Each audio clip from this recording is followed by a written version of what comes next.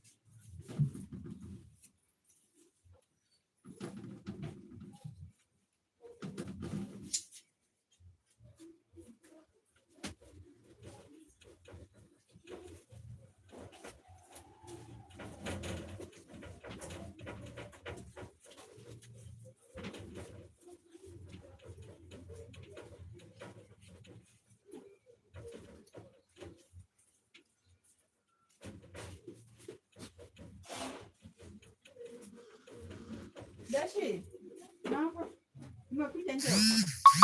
Umekuja njoo. Na umekuja na gari. Eh? Sasa mama.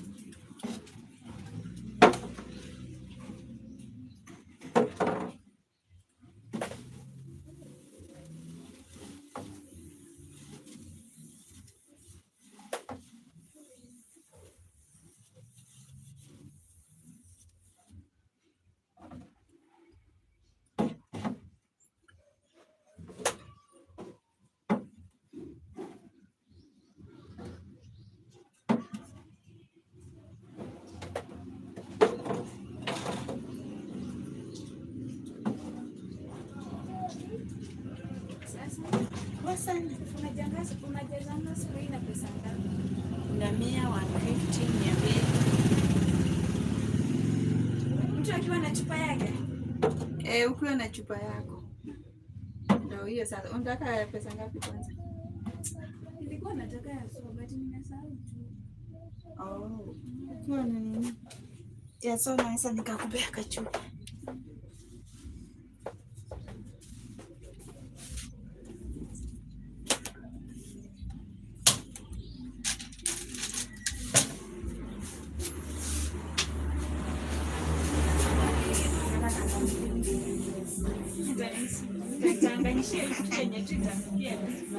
Hata wewe mwenyewe hujui.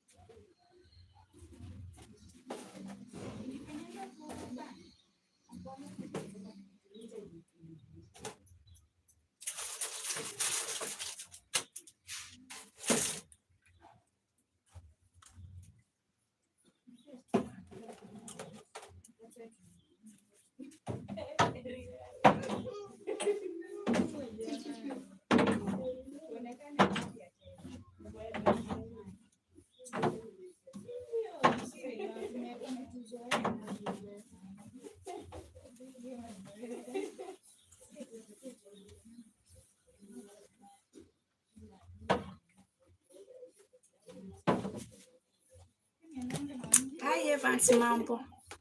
How are you doing? Uko aje?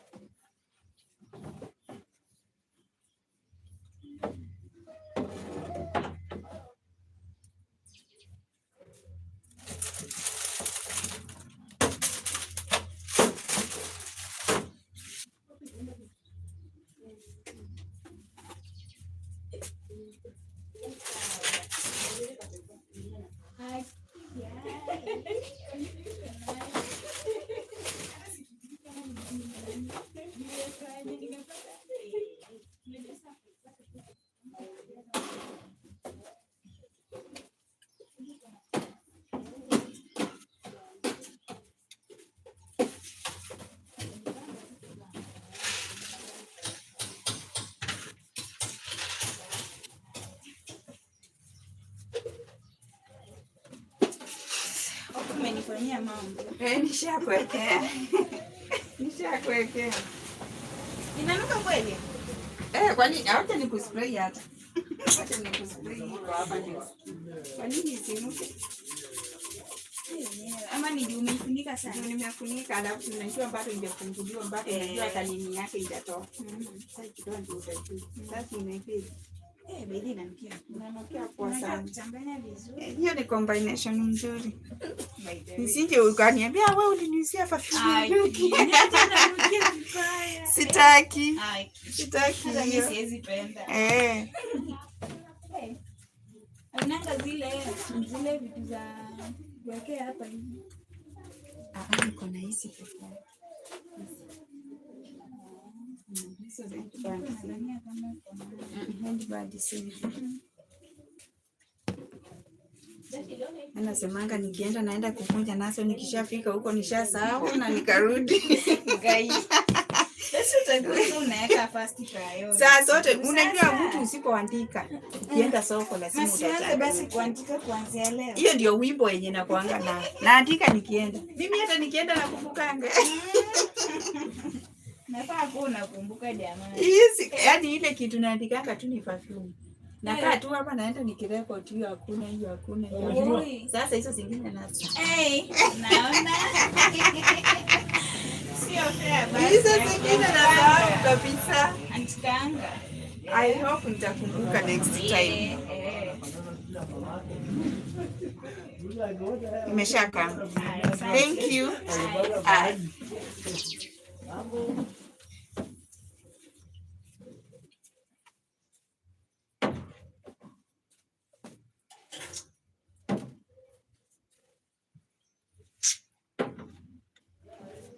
Mama Dashi, kwani hujaitengenezwa stima? Walikungeuka?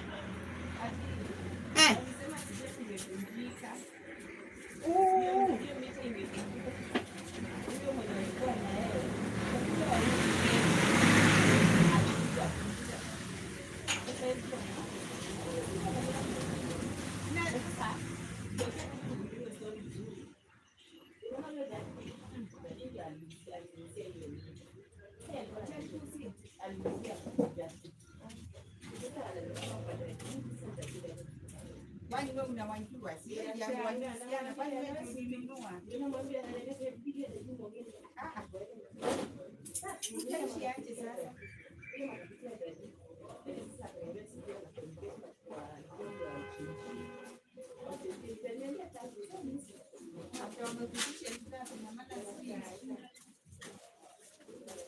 Wani wakipitisha bila baraka hiyo wao confirm.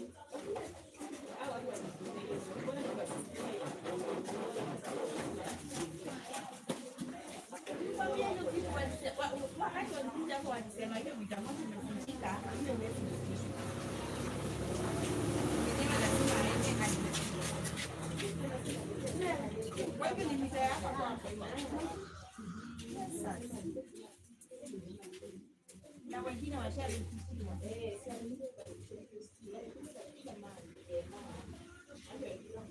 Na jana siliona hii data alikuwa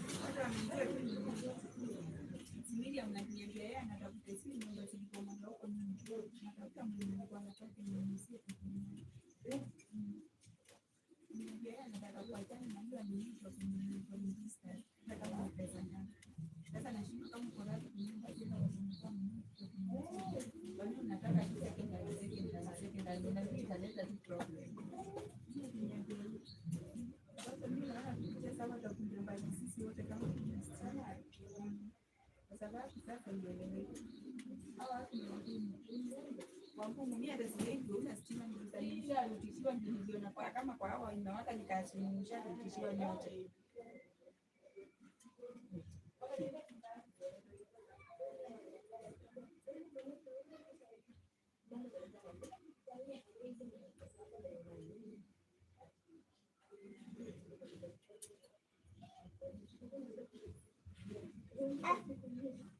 Kama vile kwangu na mimi mwenyewe nateseka. Mwambie ni ya mwezi. Sasa si nyingine kwani wafika nyumba. Mwambie mpenzi wangu ndio hiyo kwa mwezi. Yangu ni ndio peke yake. Hakuna kitu kingine nafanyanga na kisha mwambie utasikia nini. Hata hizi atakuchezea hapa utasikia hapo kwa ajili. Wewe ni hiyo kama mama. Tadhani bisasi tuna hiyo hata mimi mwenyewe hata kama niko na stima nilikuwa nasema tanino yangu kwenye stima inaenda. Jioni na kisha hiyo. Kwa sababu hakuna haja ya kujitesa.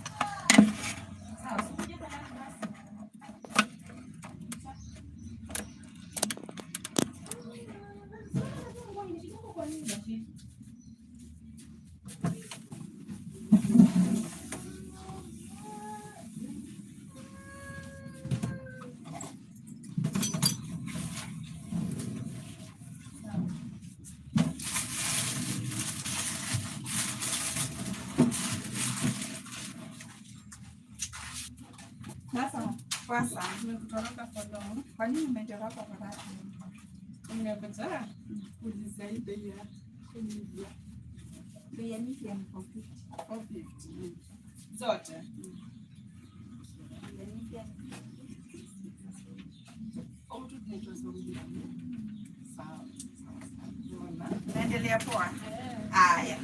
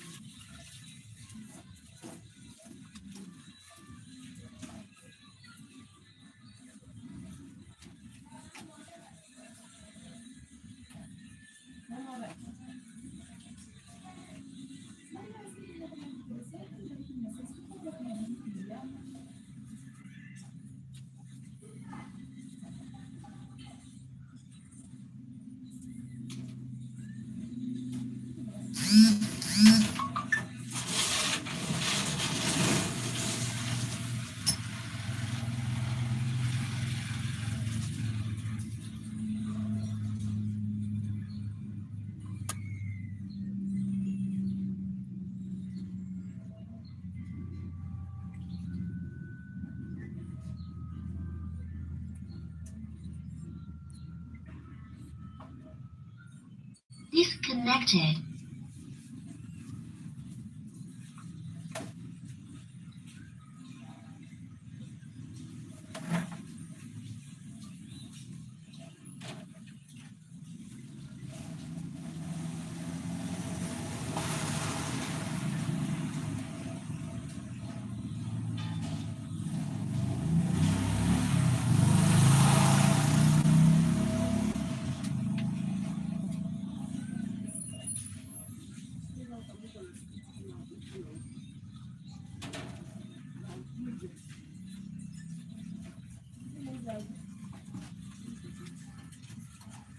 Mambo poa sana.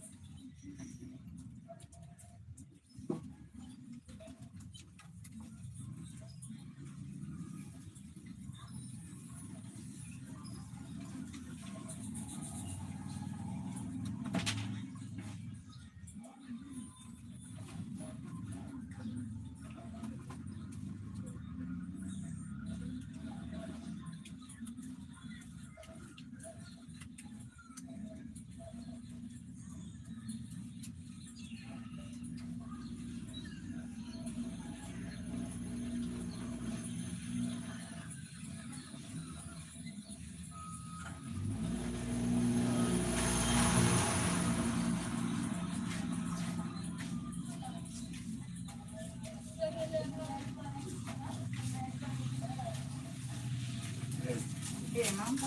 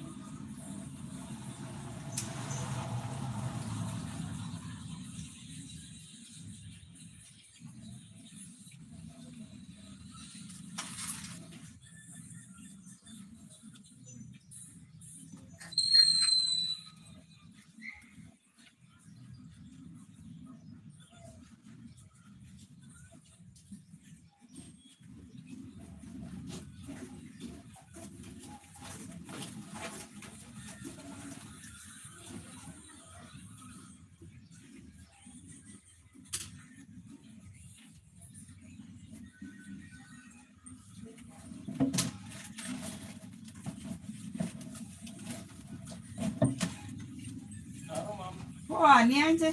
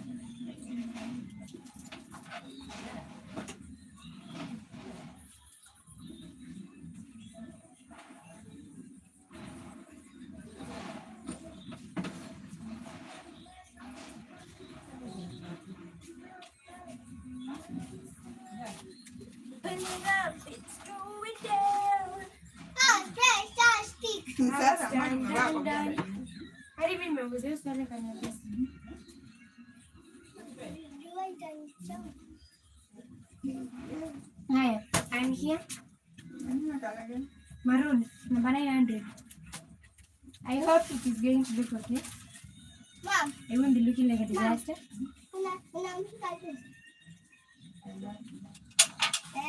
Hadi nimekuja na samples from your closet.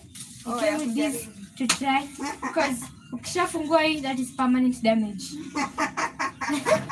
So I came prepared and ready. Uko na kichana?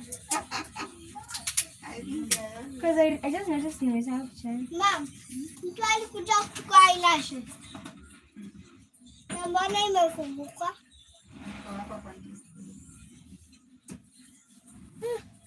Hey, you've already been live 1 hour 17 minutes.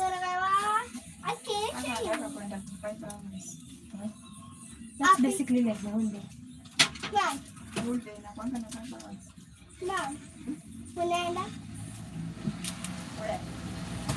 Kama 5 hours unaenda. Focus. Please keep your mind in one place.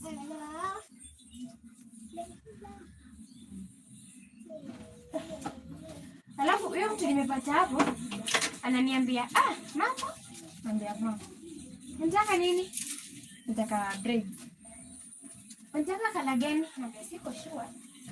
Lakini I had some options in mind. Akaniambia, lakini unajua complexion yako inaenda na kila kala.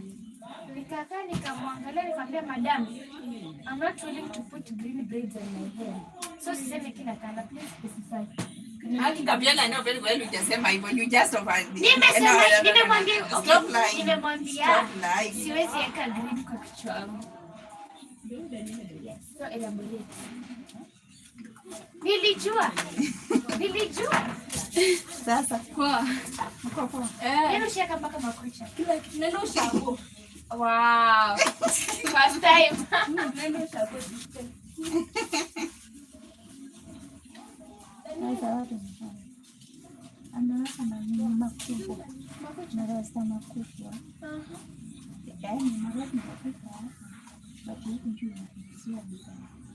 The fixing is not fixing. Hili kinishako sijasikia but. Yes, I have my own solution. Maybe simu yako tufanye before and after. Alafu tunaeka TikTok.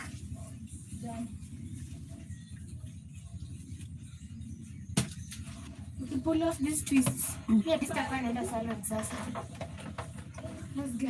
You are joking with me. Let's go.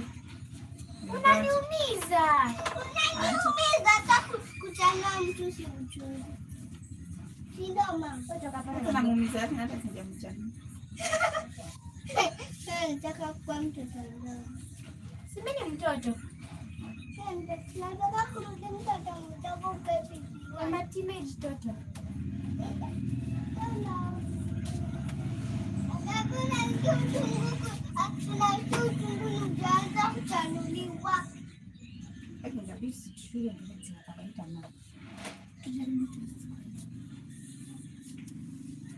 I've been singing this twists tangu mwaka jana. But zinashuka ni nini? Mom, utachukua mafuta ya nywele. Challenges. Mami, don't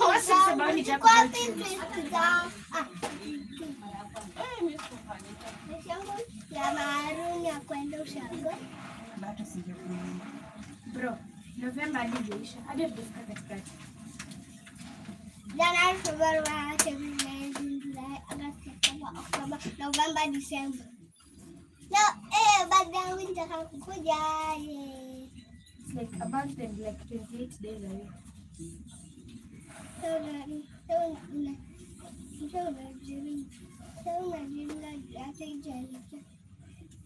Bruh.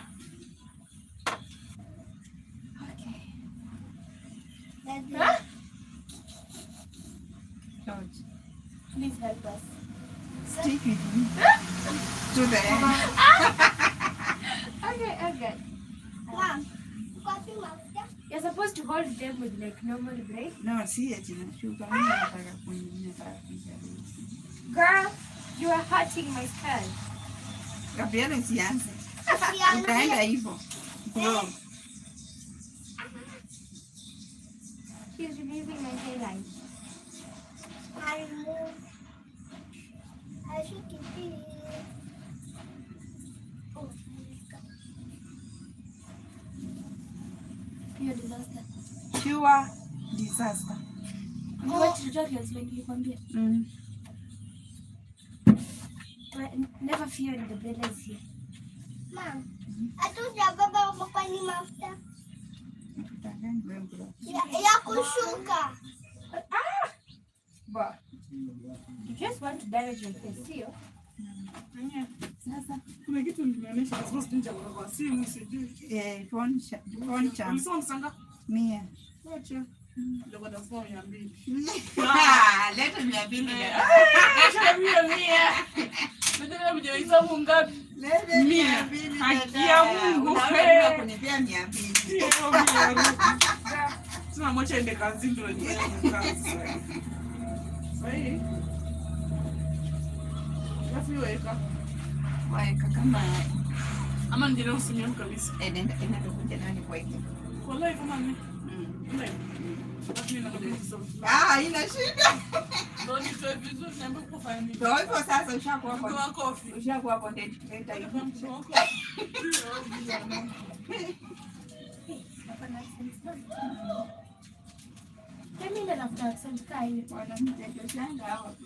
In fact, I look for British accents. Wow. And British accent is best. You want to get why? Okay, I'll show you.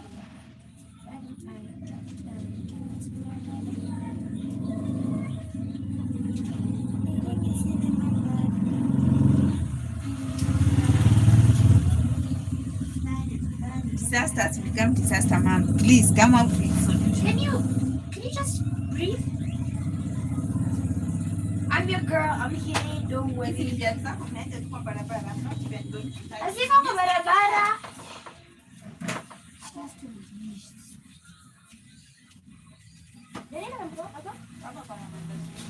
Ako peke yake ama Anaweza kaa hapo peke yake. Yeye angekuwa anapiga kelele tu.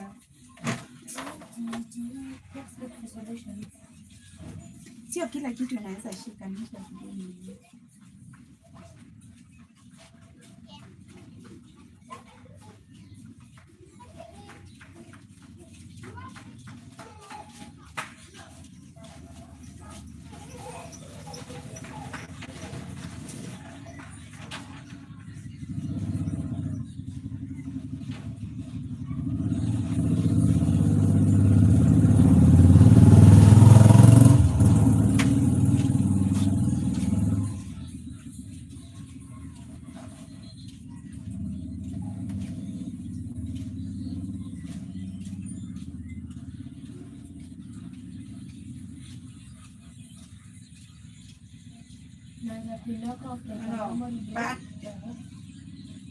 Najua pa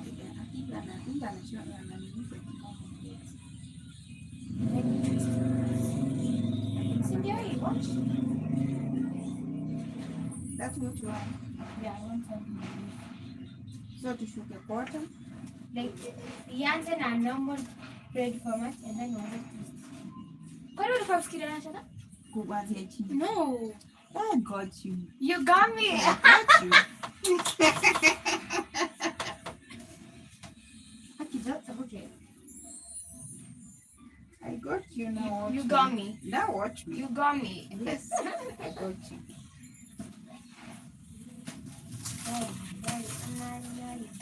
Alafu Daniela ananiuliza, "Baby, unashuka nini tukienda ushago?" I'm like, I don't even know I'm going to plane right now. How do you expect me to answer your question?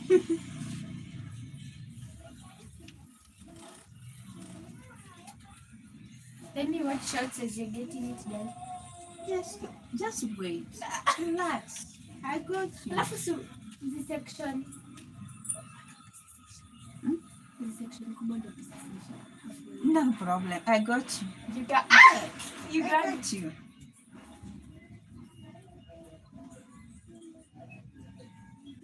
I was targeting nikuja ni watch drama na simu yangu. I'm sorry for that. You are not going to do it because hautatoboa.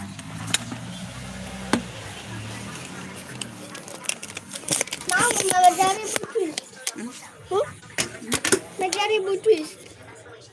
Can you at least Daniela keep quiet?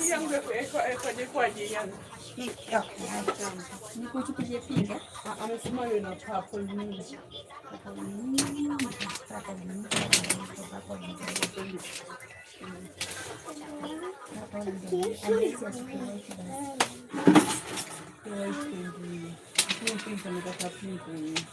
Sasa mpaka siku sasa hivi. Na mimi ndo kazi sasa hivi. Nikamwambia jimwenyewe nisaidie. Lakini sasa nikofia kijapo kwa. mbona ungefikiria kupiga picha aende achambue? Hata ukiwa unakuja na simu. Si upige picha aende achambue. Atapata ndio kazi. Sasa nilikuwa naofia kuja hapa kwa sababu mimi nimwambia 200 alafu kuja hapo ndo nitakuwa nimekana ndongo. Oh my God, ushadoma. Kama kumsonga. Ana mshu. Sitadanganya wangu wangu huko. Ni alafu nikuje niharibu. Waribu. Tafanya hivi Mungu.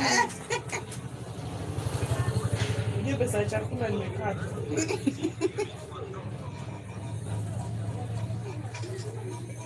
Mwenye kuja tu. Umepiga? Aniache na hii kwake. Hata na hii. Haina shida. Kuna kipindi kujua.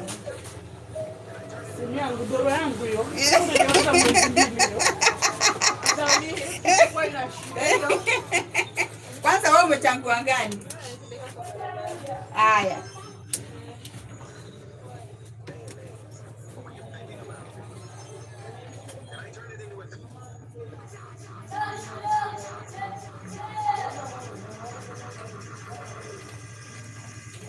Jando niliona Kenya Marina ameshuka. Umemwona? Naye mtoto mkuu huyo. Akinga blame hiyo kasimu ikifika nini? Niko na cable yake hapa. Umekuja nayo? I'm always prepared. So you knew what you were coming to do. Yeah. Sema tu hapa hivi. Na siku hizi sikutaki ukilala na simu kwa sababu hakuna kitu unafanya nayo.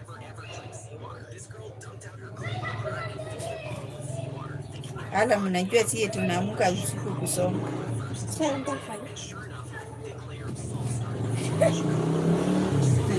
I'm done. Like I'm finished. And you are done. I'm finished. You are not yet done. You are just starting. I know, but for now I'm done. Nilikwambia hizo lines nilikuwa nazo kwa picha zindio zangu za mwisho. I shall never see lines again in my life. Imagine you will miss them. Yeah, never. You will miss them again. Hata ukifika nchi ya kuweka wingi, kwani utaweka wingi bila lines? Sipendi wingi kama hata. Vitu zinadanga sikichange mtoto. You are still young, you don't understand.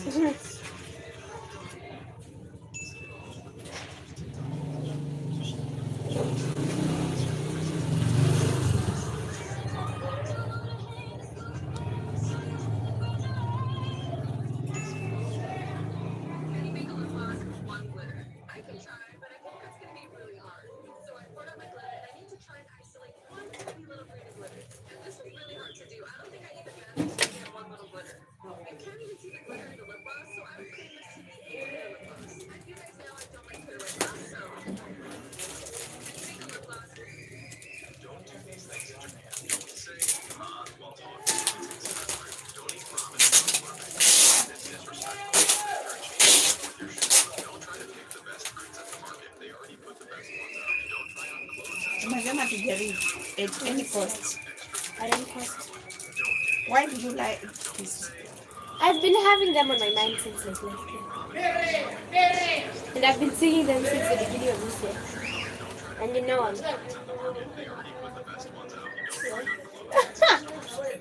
Amesema Mungu nilipenda mimi.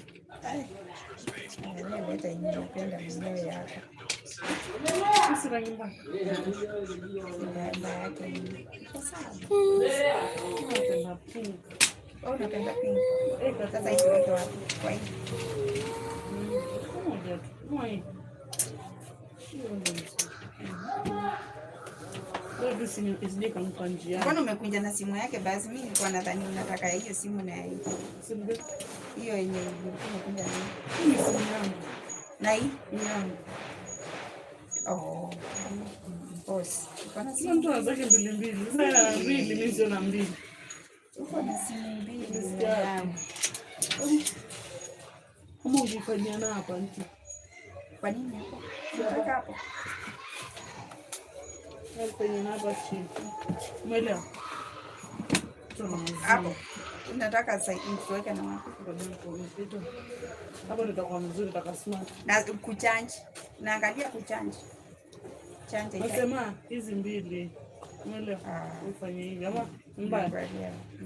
Nimekuelewa. Narakisha hata sijamwandalia mwanangu chai jamani, nitakuwa mbaya.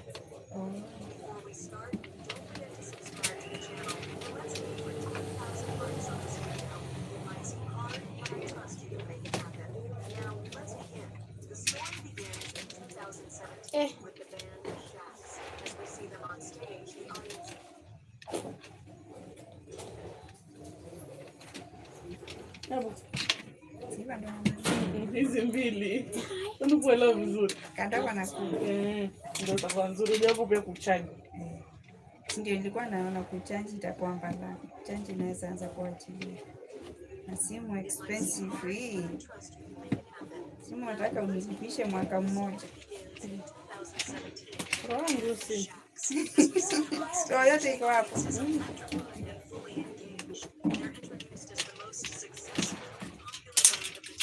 Sivyo? Naona sasa.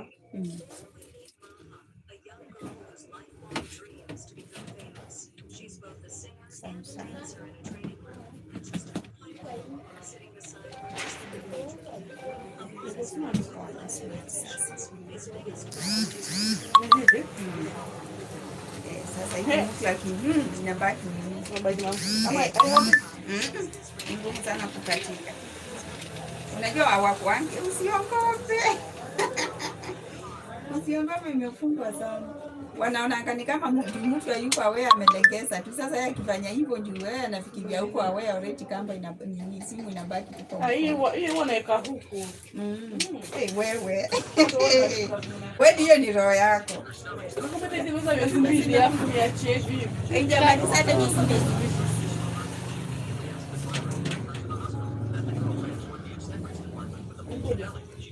Nimekuja.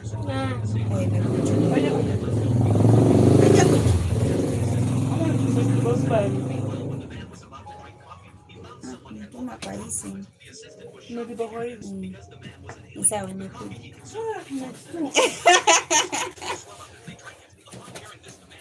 Daniela. Wako wapi? Walienda?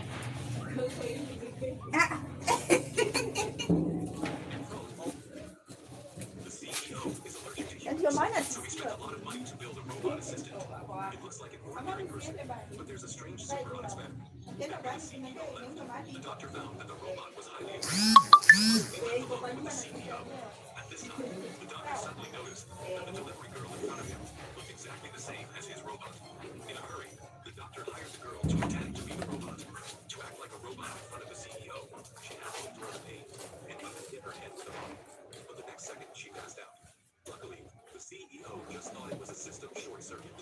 make sure you provide me lunch and good lunch. Don't worry. I got you, girl. I got you, nothing. You have to got me well. I got you.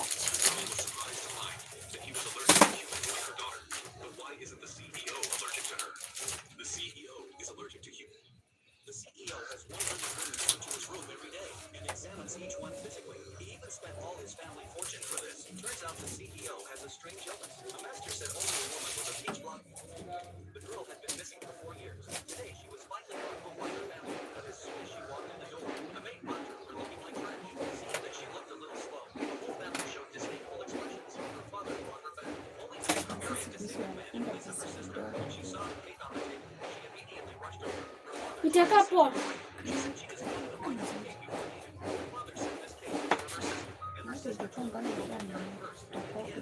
utakuwa kuna situation. iko shule kaleta toka smart. Si hata mimi naipenda. Sawa.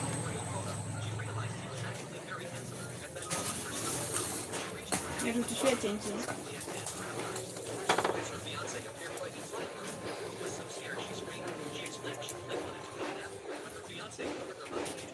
Sorry.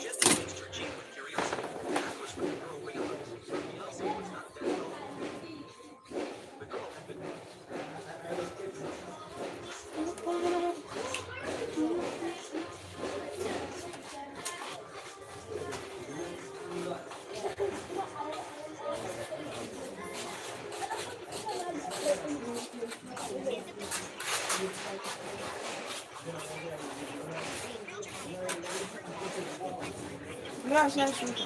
Ah, Hiyo hata anaenda shule. kabisa. Na kwanza hadi mniambia nashika twisted. Wengi wameshuka tista kiukuu, wazazi wanataka washuke na kisi kuwa. Na ndio tista inakaa sana, wanashuka watakaa nayo mpaka Krismasi. Ikifika hapo ndio wanataka kushuka disaster sasa. Ndio saa hii nao watoto lazima washuke mara mbili ndio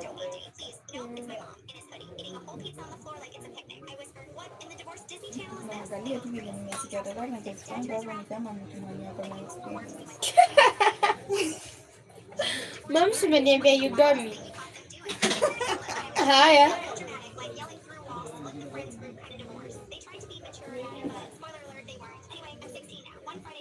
Nataka nikushuka polisi umeshukiwa wapi? Bas. Hivyo sasa.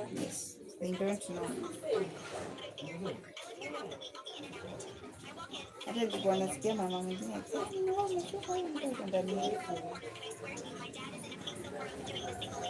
Mama sishukanga. Nikamwambia mnafika wapi?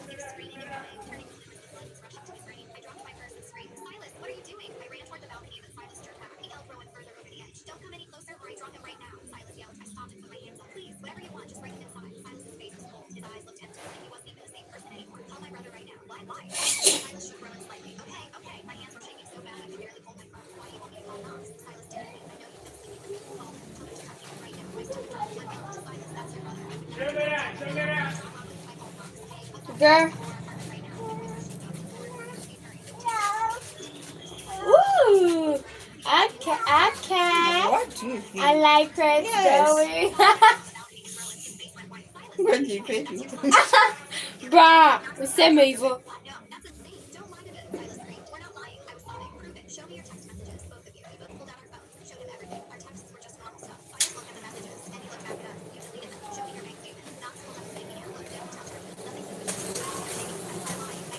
Naye tutafikia hapa mpaka sasa. Hatimaye ma. I like the color. Eish. Sawa.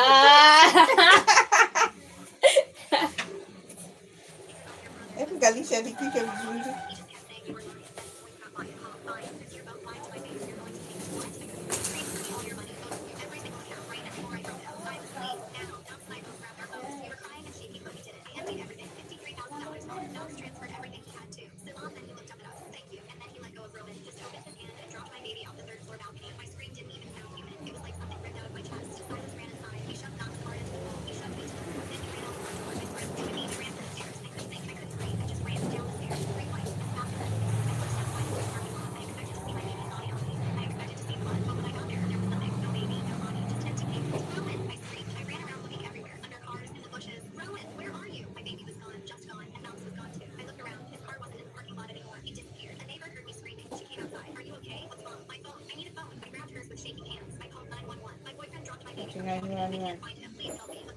Si ni emergency lady America.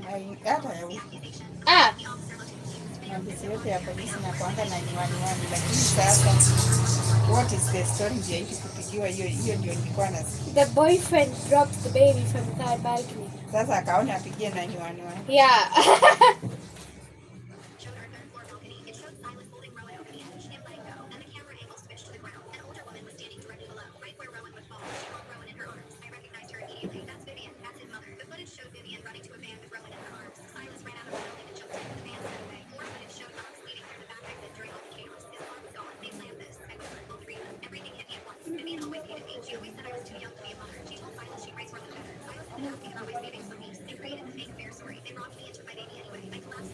Sawa, msusi.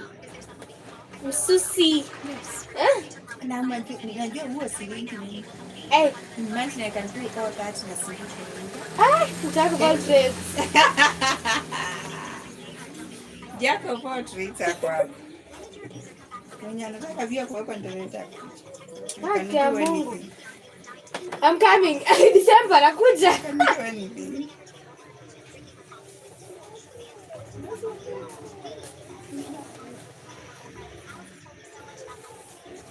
Girl, I can vision myself saa tatu hapa tukila hapa.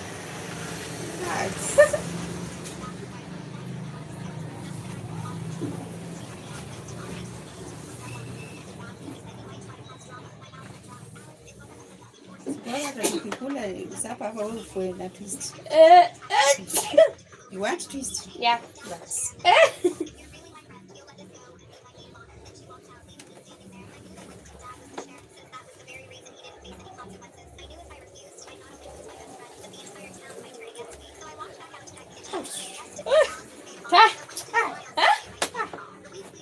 Gani watu wanasemaga mjui kufanya hao? Na isanti kwanza kujua kushika twist. Okay.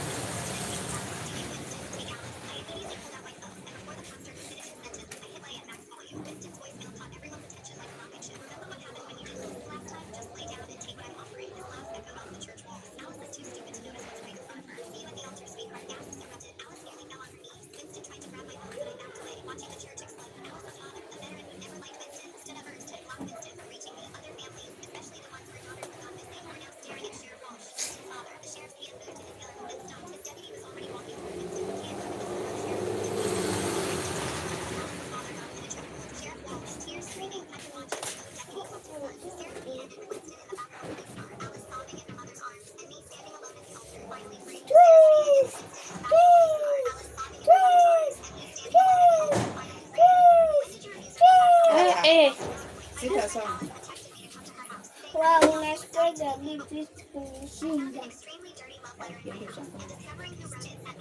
Yai, mimi hata sijioni sana mtala nikishuka braids.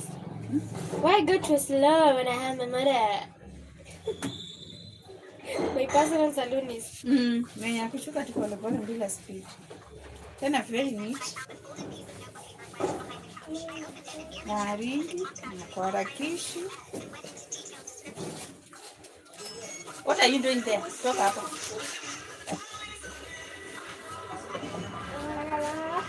Okay, show you that.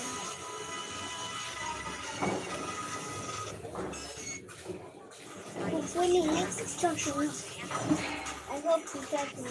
Sasa wewe mtu kukuchungulia viatu unaweza ngongwa na hiyo ni mbona iko futa ndio.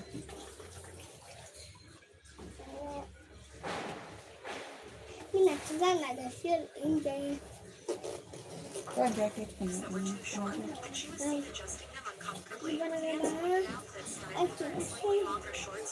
Nimeambia maji imetoka.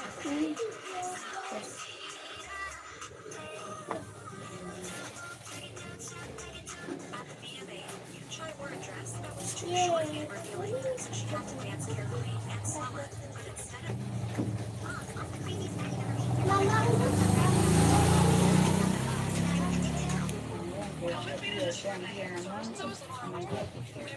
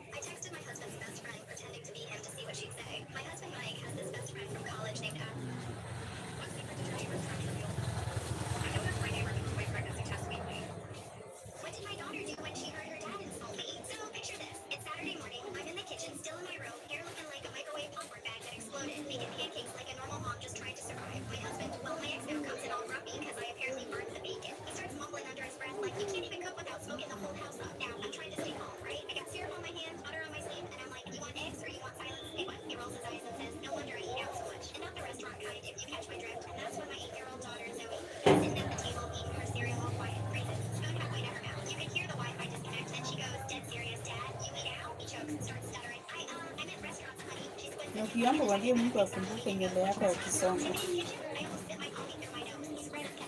That is so insulting. Kuna insulting na being honest. Mwambie Mungu unajua tu kisongo yangu inaka nywele. I want you to remember the party part.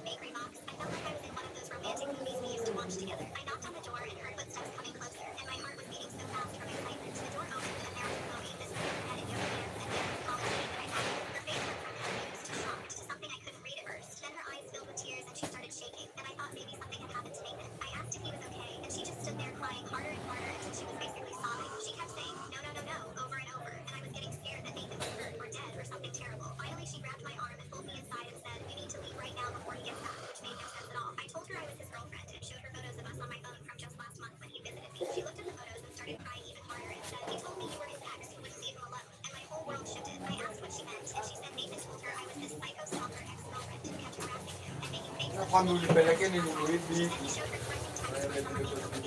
Hii hizi kwani imekunywa. Nipe mimi kwenda kueleza.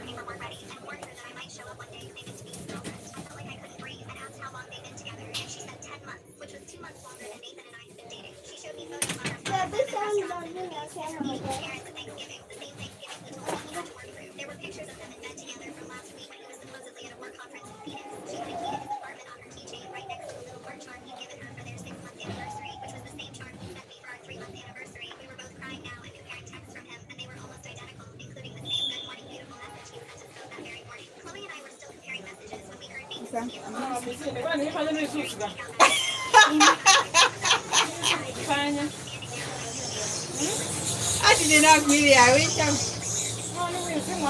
Ndio ni sisi gani hizi ni sisi kwa. Kila kitu kanitonya. Hata si anasia kwa. Ndio sio. Ndio muska? Saka saka solo mwana kusikiri. Imajikika saka saka kusikiri. Kila ndo masukai laini tisusuka. Sisi no mina. Ona disi kwa kamindo. Disi di masuka. Mageta ku insist. Yo akita insist. Ni matu wa saluni. Musuke wa wiki angaza mufuko. Hii pesa si kwanti. Sio zake kuza kuonea. Kona no manyamo suko. Na manyamo suko manyini mutabazi sindimu. Nyindi mata mutabazi sindimu. Wani ngapi kwenda Dennis Sebuta. Jamu yoke ni kivumbizi yule yake ni mkwata. Kuliko neka ni mana sponsor. Na ugo tino ungwete. Diwa bingo ndo keko ndo neki.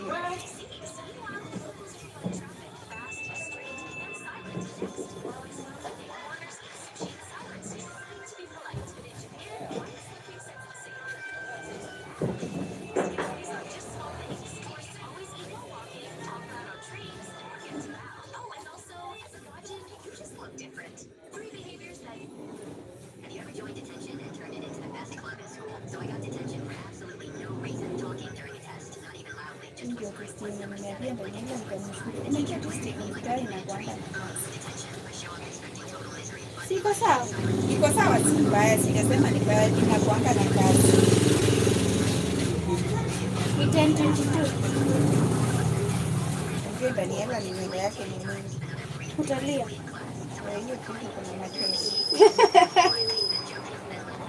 Ninayo kishampromise. It's about to go down. Lakini mwanamke ni rahisi kumdanganya kama tunaona akati kutoka chini. Na Daniela ni mrefu ni kutoka kama hiyo nilimwambia hiyo black isipotosha nitamuongeza hiyo blue, akaniambia kuna siku black na ndanga na Wow. Wow, the audacity. The audacity ya It is mtu mwenye hata heartbreaking. hana pesa. Ana pesa, ana 2 digits years. Eti hakuna siku blue inaendanga na black. Pole. Tena anasema vizuri, mimi ni kama siwezi kwenda hiyo blue ichanganywe na black. Kama ni blue iko peke yake. Ndio hapa ni kama ni Lula.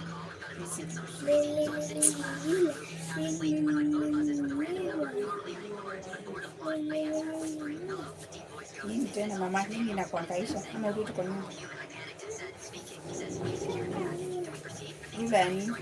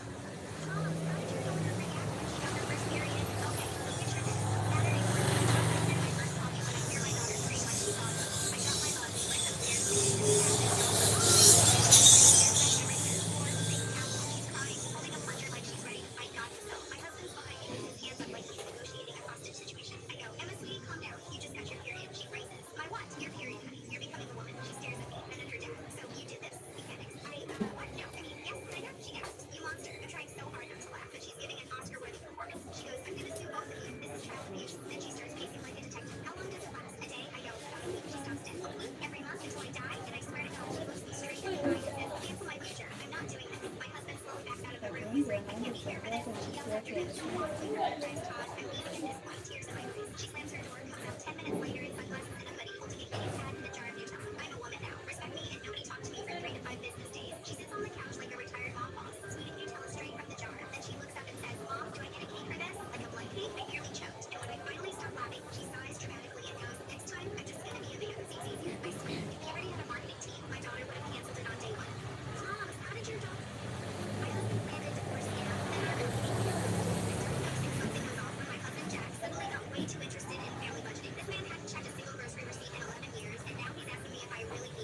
Nasema alipata kuja. Hutaki ndo kwamba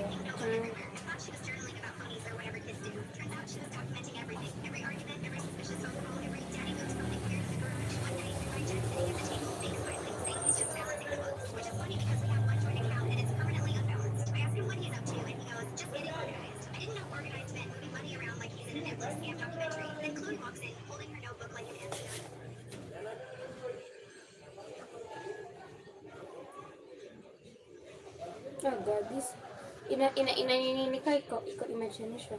nini? Simu. The heat. Simu imesha sana. Nasikianga nikisema siwezi YouTube na kulia ni mchezo. Ni rahisi kucollapse.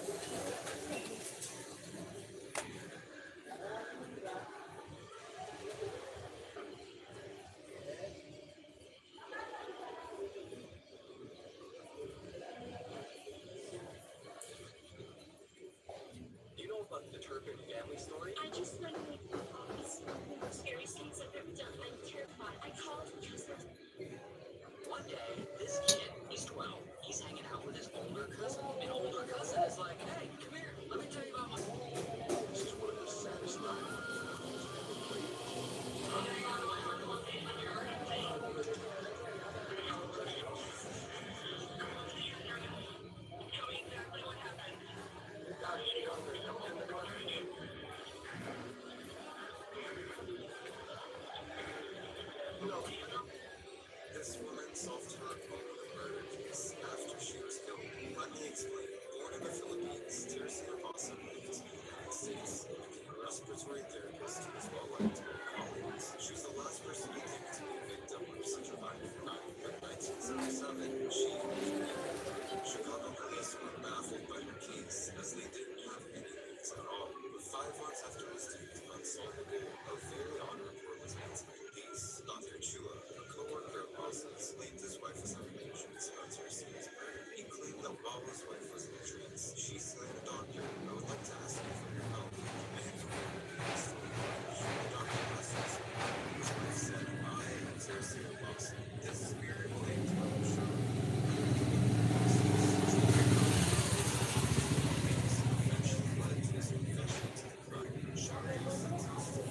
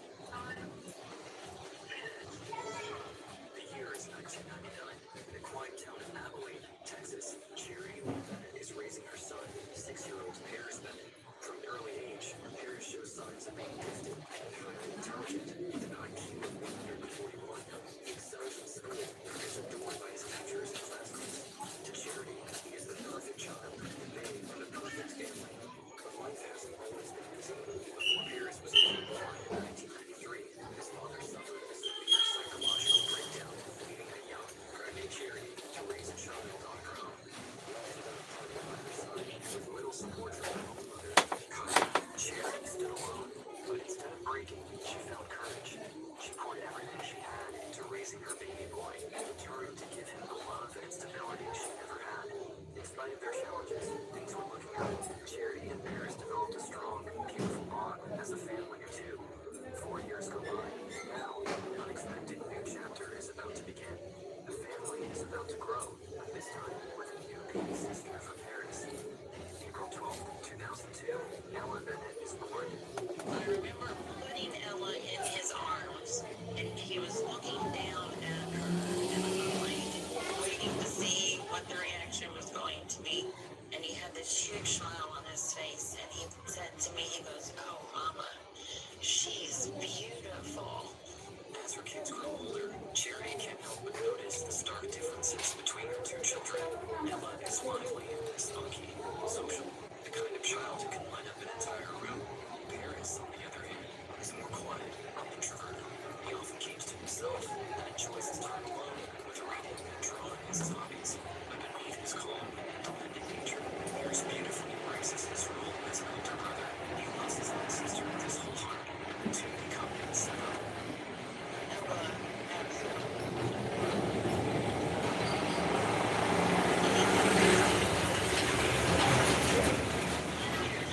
clothes out every day. He was her fashion consultant, she said. This is careful, Raymond. This is colorful, Raymond, colorful. Suspect of the tree Charity, now being a single mom of 2 kids, has even more on her plate. She works 2 jobs waiting tables just to make ends meet. The pressure is high, but her one goal is to do everything she can to give Paris and Ella the best life they deserve. Even with her busy work schedule, she dedicates all of her free time to her kids. Life is good for this whole family. Valentine's Day took a striking turn on February 4th, 2007. It's Super Bowl Sunday, an exciting and extremely busy night for sports fans. Charity walks on the sports bar, scheduled to What do you think? Okay. I'm who I think I am. Paris, 4-year-old Ella. Jack of all trades. Wow. Charity works hard throughout the evening, with just a few hours left. Mkulima, msusi, mwanabiashara mdogo, mpishi, What? everything under one roof. Cops are at the front door. They went to the manager's office. They called my name. They told me that my daughter had been hurt. And I was like, "You need to take me to Ella now." Charity is in a state of shock. They quickly leave the bar, and police escort her home.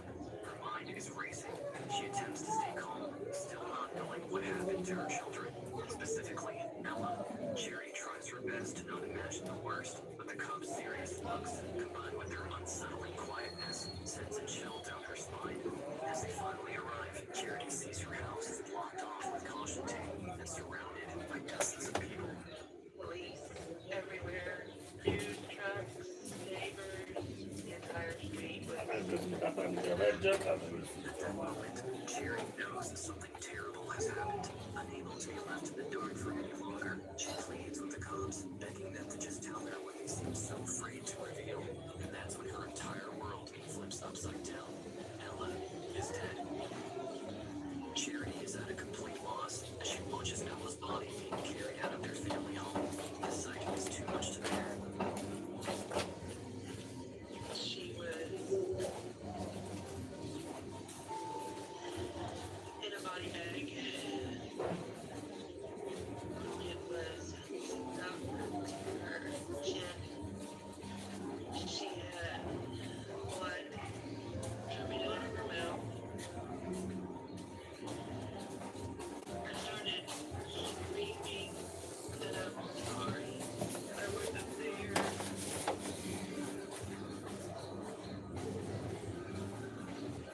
They took her away. And then I just remember just collapsing. After seeing Ella's lifeless body, she finally musters up the courage to turn to the detectives and ask, "Where's my son? What happened to Paris?" They tell her Paris is already at the police station, waiting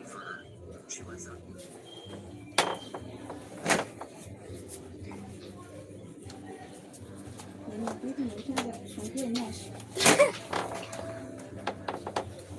Hata kusimanja ingeishi ushaanza. Naambianga mimi kukaa kwa sala na kwanga pure torture. Sasa unaonanje? Na sasa sasa ndio Nitaka. Just so. As long as I got it to me, I'm a working great.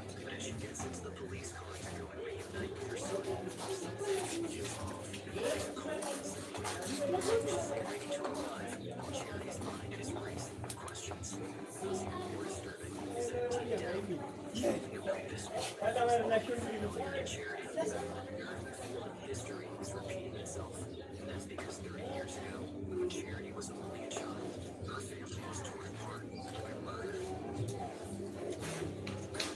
Georgia, 1980. Charity was just 6 years old. Her father and mother, James and Kyla, ran a food trucking empire. They dealt with national shipping and cargo, an industry bringing in billions per year. But behind their seemingly perfect life and success, their marriage was deteriorating.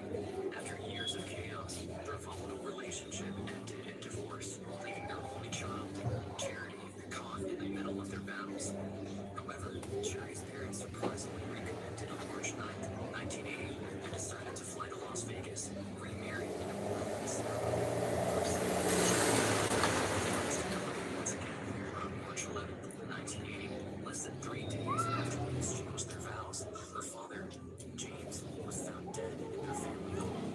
When authorities arrived on the scene, they noted that the gunshot wound was too simple. James' murder was clearly a targeted attack, and executions by Charity's own mother, Kyla. Speculation grew that Kyla's name was spelled out in James's will after their second remarriage, because this meant that if anything happened, Kyla might inherit control of the entire company along with his fortune. Hata sisi tulikuwa na mtu wa kwenda kumaliza exam aende, mbona Tena nilisikia. Nilimuuliza kama naenda home deck. Wakaniambia juu ya atanini. Ataona. Atauliza ruhusa. wapi? Si wako? Sisi alikuwa na mtu wa kwenda. Nikakaa nikamwangalia nikashangaa nikamwambia sasa. Kaniambia sijui tena tulikuwa naongelea na Daniela. Nikamwambia next year vile na boarding utanimiss. Niambia next year tutabaki tu mimi na Daniela. And I was like, it's okay. Si mbaya. Wanakuwaka na kazi. Wewe naye ni wazimu kweli. Sisi hatunanga tu. Akitaka atakuja. Free. Akitaka kwenda sisi hatunanga pressure. Pressure tu. Akitaka kwenda what is it you want? Kuna kitu unataka? Kuna kitu unataka?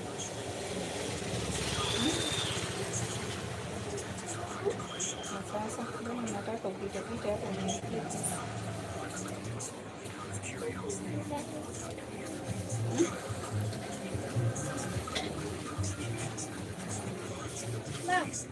Utatumia. Like Lakini usiweke kwa mkono. Sawa.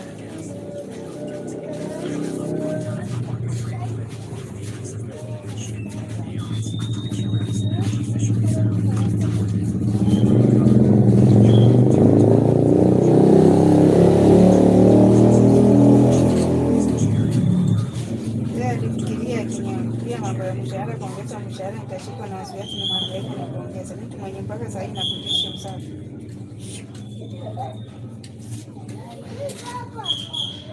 Sisi hatunanga presha. Ukitaka kwenda hapo.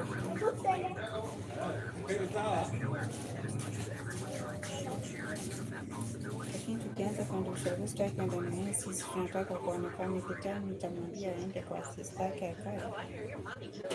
Nje ni nini kipindi. Utakaa sana na siku tatu tu.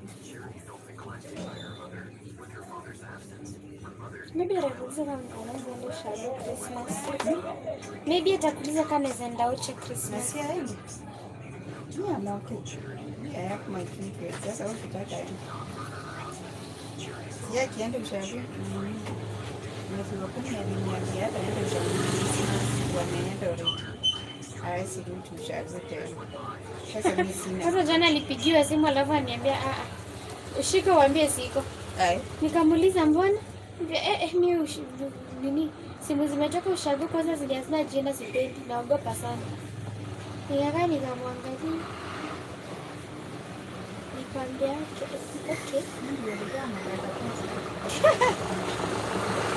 Sasa tukisema yuko kwani yuko ataka nitinga. Kwani yuko for life?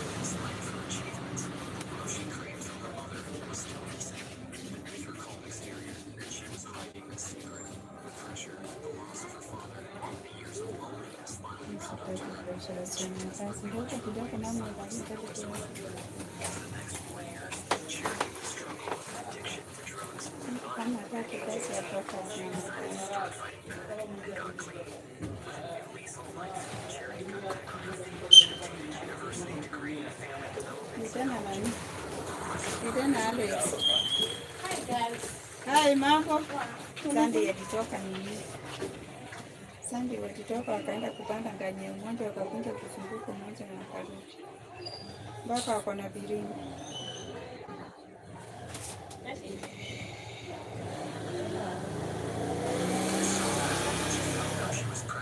No comments.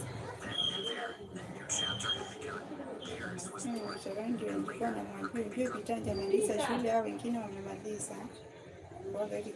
Alex amemaliza, Peter hajamaliza. Kwanza hadi hajakaribia. Kwa very careful. Wanaenda kwa nganya kwenda akipiga filimbi ya nini mtoto wa shule. Akaniambia yeye akujua kama wanaenda kwa nganya. After wamerudi kutoka huko. Aliambiwa tu na Alex amjibie vile waende tawa kujua kama wanaenda kwa nganya. After kutoka huko Mama Sharoni akaona picha. Ndio akawamuuliza. Na kupitana kupigia story anamwambia hata kuandika kipitia tu hapo karibu.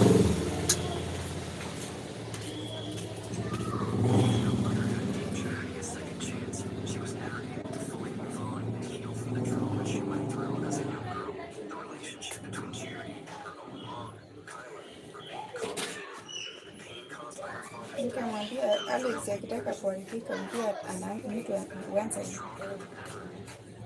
mwanaume unatoa pesa na atina hiyo nganya wanalipa so. Boma ya Simba zingine ni kulipa. Kila mtu so. Sasa kila mtu ni so mbili, hizo ni so nne. Mpaka kwenda tani kurudi kukunja moja na kurudi, hizo ni 400. Toka kwa 400 sasa. Anaenda kwa fare kurudi na Kibira.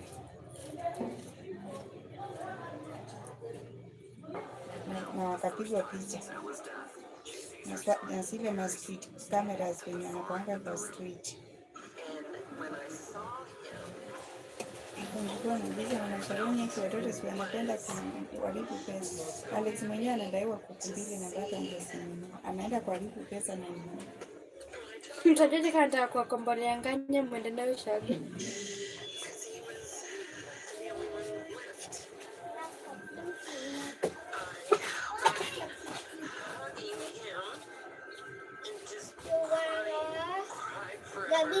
Mimi na wewe tujamaa sote.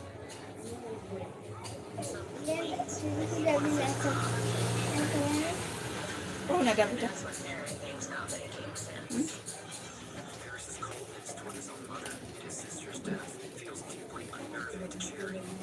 Daniel unatafuta nini?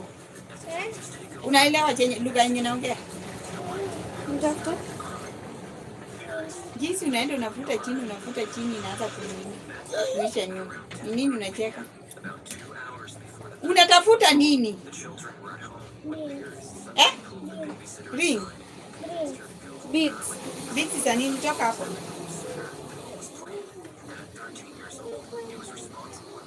Kama imekatika ni hivyo.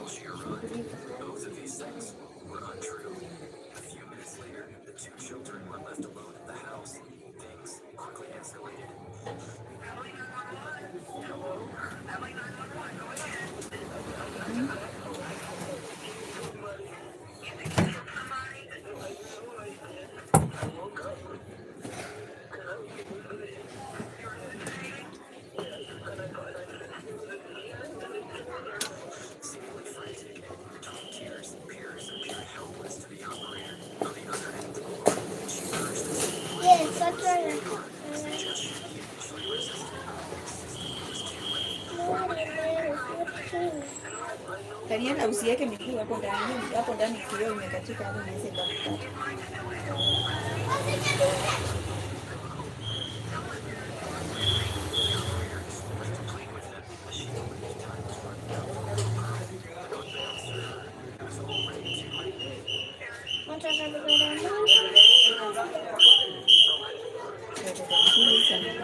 Nyumbani za kina utakwenda kupiga kelele.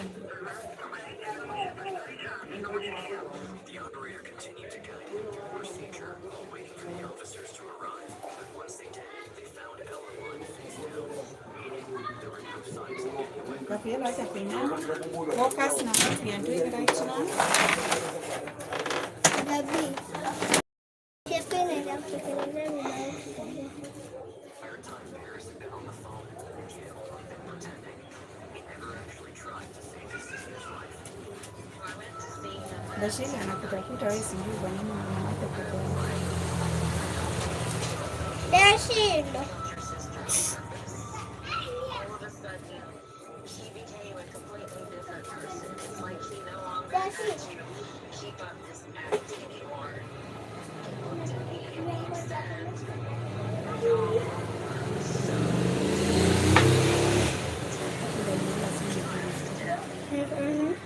Sisi peke yake tunatokea anatengeneza kitu.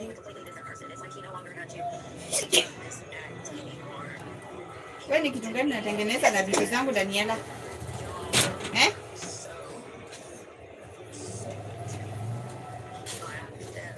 Growing up, Paris always seemed like a gifted, quiet boy, good-mannered child, caring and looking out for his sister. But now, Charity looks back in horror. What cares if it was more than met beyond his parents? This strange behavior, came with something like this.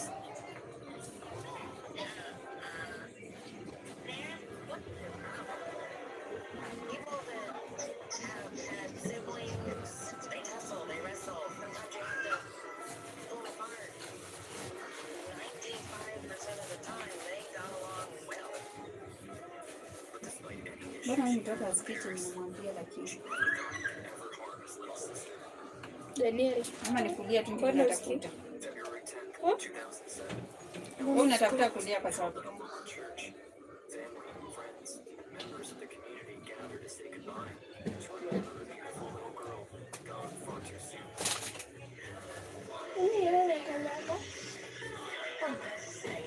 Okay.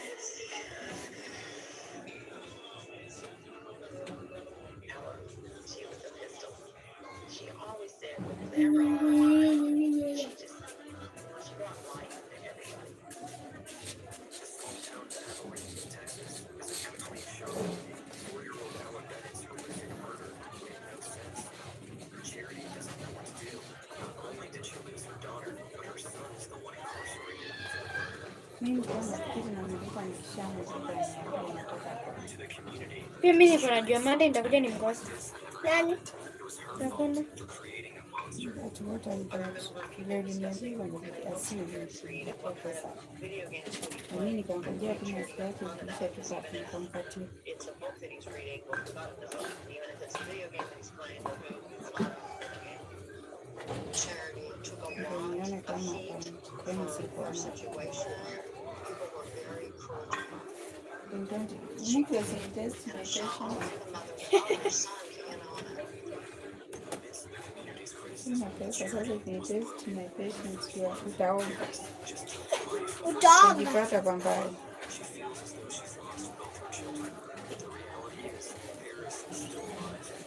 Utaomba.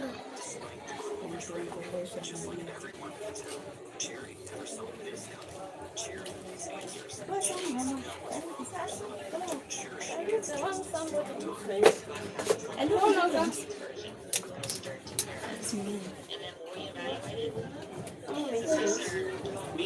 Yaani na mimi nakumbuka.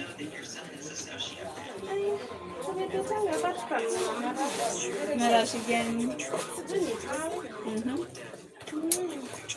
Hapa. Sura yako ni very familiar. Kweli? Mtu akikuja hapa siwezi msaidia. Niambie unataka tu hiyo pale. Ngapi? Hizi zinakwanga poa. Kanipoti splash ama Ndiamboti. Hii ya Ndiamboti. Ndiamboti inakuanga mzuri sana. Body splash. Body splash.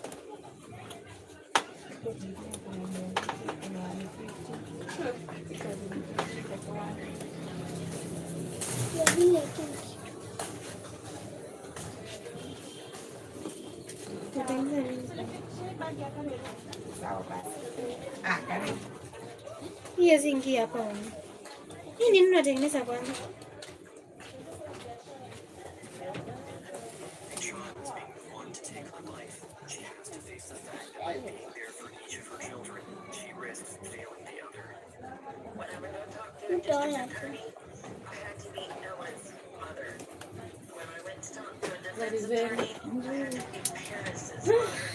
Tunauza shule. Shule gani? Sisi tuko shule already. Tuko shule. Hakuna mwenye anakuja. Hakuna mwenye anajoin.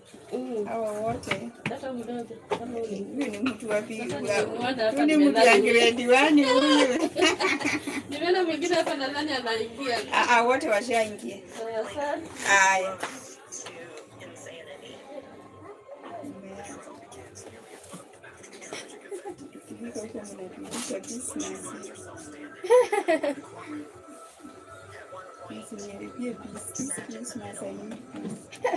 You need mental health. I need a proper mental health. My children. Jerry faces the reality that there's nothing she can do to bring Ella back. She realizes that she must make one of the most difficult choices as a mother. At that moment, she chooses to stand by Paris' side, refusing to abandon him. Now, she doesn't see him as the boy she once raised, but as the murderer he has become. Sana. Be accountable for his actions. She decides to Sasa love him in a new way. Not trying 10:54.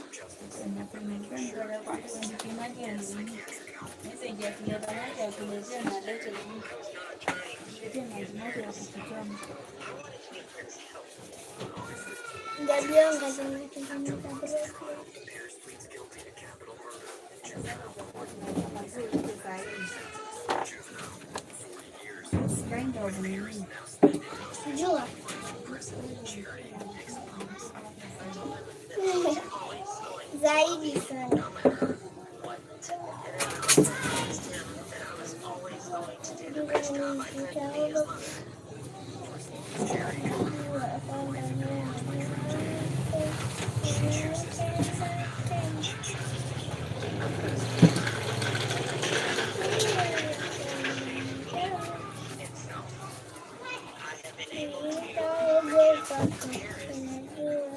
for the worst thing imaginable, but I'm never going to be comfortable with it. In order to have my own sense of peace, to have integrity, it's time to stop the pattern. Now, charity is determined to support other families going through trauma. The night that Ella died, I made her a promise that something meaningful would come out of her death. So I set up the Ella Foundation to prevent violence by sharing our story. Is an advocate for children's mental illness rehabilitation, speaking loudly about getting proper help and support for kids in need.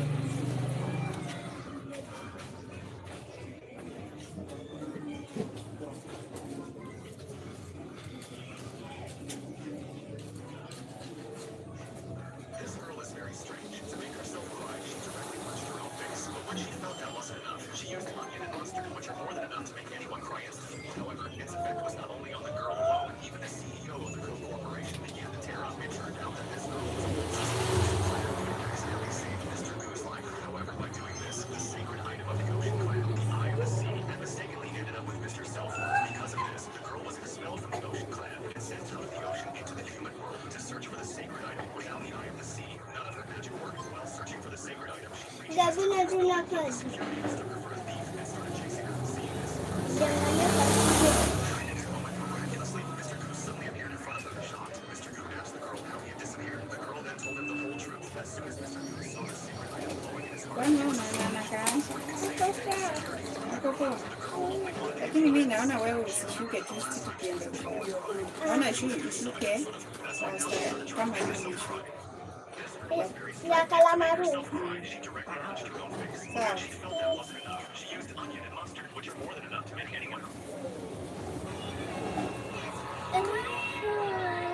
Kwanza itakumbaya pisi ingine niliona mahali nzuri sana. Nini? Kala? Maru. Tunasema kalamaru. Ama. Nisukia pink and blue. Hiyo iko na pink and purple. Pink and purple. Very cute one. Cute. Nikienda kununua nitaenda na wewe.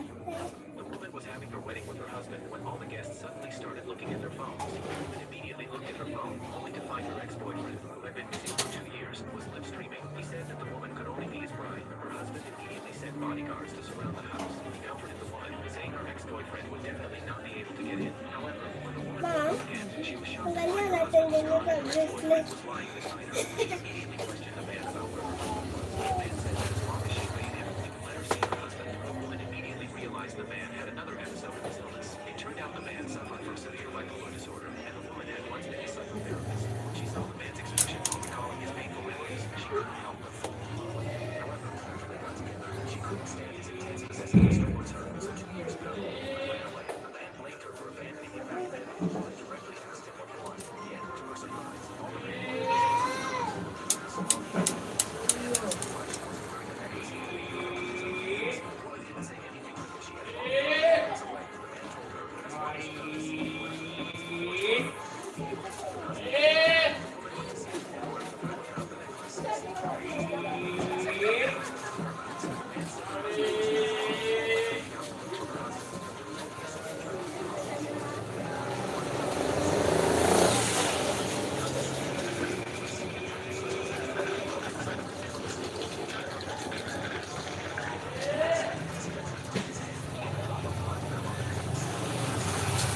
Wakipatia mtoto kama Daniela ambaye akaendesha kwa barabara peke yake ndio wanakutumia.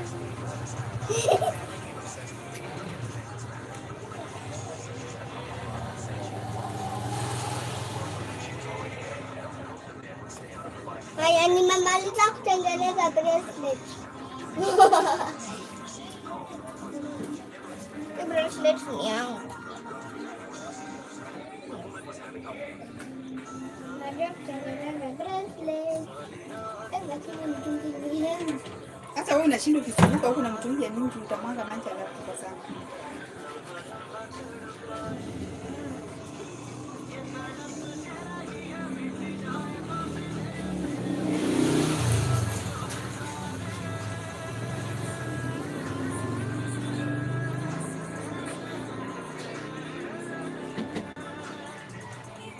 Mwanzia ameshuka vibaya sana.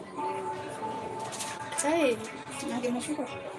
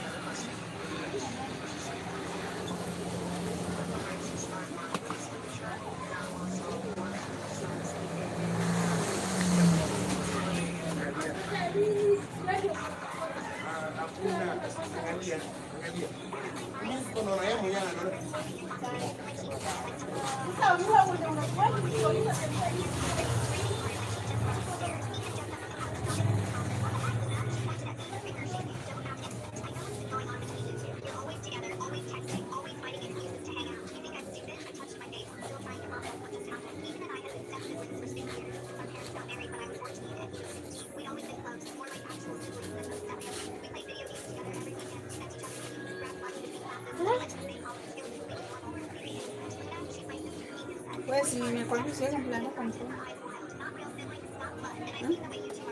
Alafu nataka kufanya nini sasa?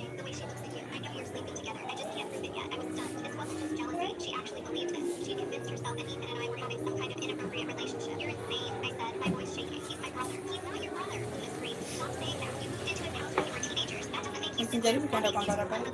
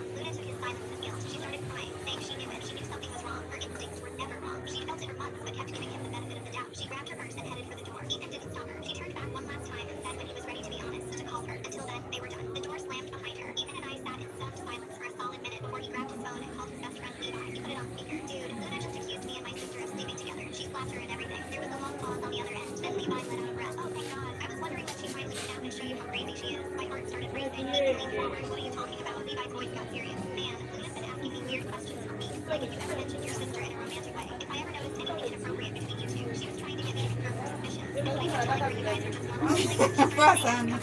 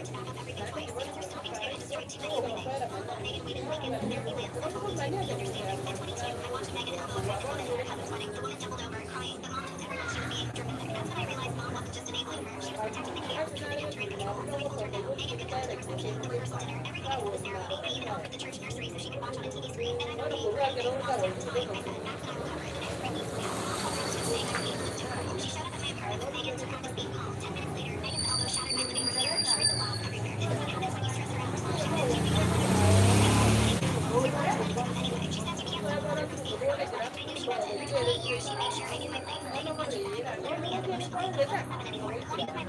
it's trouble and they find lipstick. It hit me that this day would either be everything I dreamed of or find great my family. So we walked Megan really early and I took a deep breath and smiled like nothing had ever been wrong. I'm so glad you made it, I said, hugging them both. You have to see how beautiful everything turned out. I showed them around the lobby, pointing out the flowers and the way the sunlight hit the stained glass. The bridal suite's over here, I said, keeping my tongue light. You can see the aisle from this angle. It's perfect, right? Then I led them toward the nursery. Do you remember the room I mentioned? The one with the perfect view of the ceremony? You'll love this. The room was just as I planned. Soft lighting, padded carpet, a big screen showing the ceremony room. I smiled as they stepped inside. It's soundproof, I said. Parents can bring their babies here and still hear everything from the main hall. Mom walked in first. Megan close behind, still talking about the decorations. I'll step out to the reception hall and say something so you can test how well it works, I said, keeping my tongue light. They both nodded, moving toward the screen. I stepped out, pulled the door closed, and turned the lock. For a second, I just stood there, palm flat against the cool metal, my heart pounding so hard it hurt. 28 years of being a good daughter ended with one small click. The pounding started immediately. Mom's muffled yelling, Megan, ha ha ha, echoing through the padded walls. The notes walls were filled to muffle crying babies, and they worked. I walked back to the bridal suite. The makeup artist glanced up, startled at my calm face. For the first time in my life, silence didn't mean waiting for the next outburst. It meant peace. When I stepped into my dress, it felt like armor. An hour later, I stood at the altar watching Max's face as he read his vows. His voice never wavered. Every word exactly as he'd written them, exactly as I dreamed. The ceremony was perfect, silent, safe. After the reception, I made down. Oh my god, that door visited you. I told the venue about it last week. Thank goodness you could watch on the screen. Mom's face turned red. She didn't speak, just glared like I committed murder. After I forced her to watch Max's parents walk me down the aisle. Before Mom left the church that day, she cornered me, her face twisted with rage. You're dead to me, she hissed. I smiled. Yeah, I learned it was fast. Mommy told me to bring my parents with me, but I didn't want to. I said to Megan.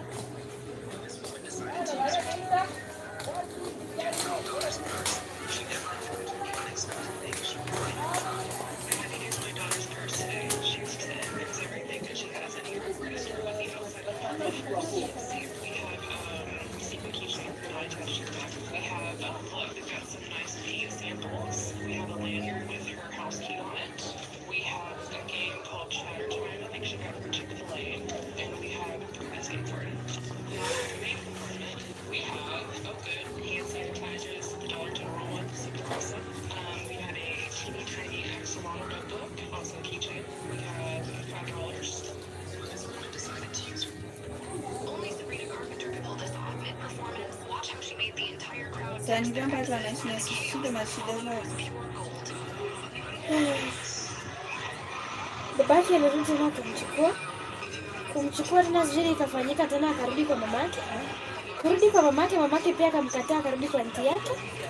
Kwa anti yake tena mamake akaamua tena anamtaka, akarudi kwa mamake. Sasa kwa mamake.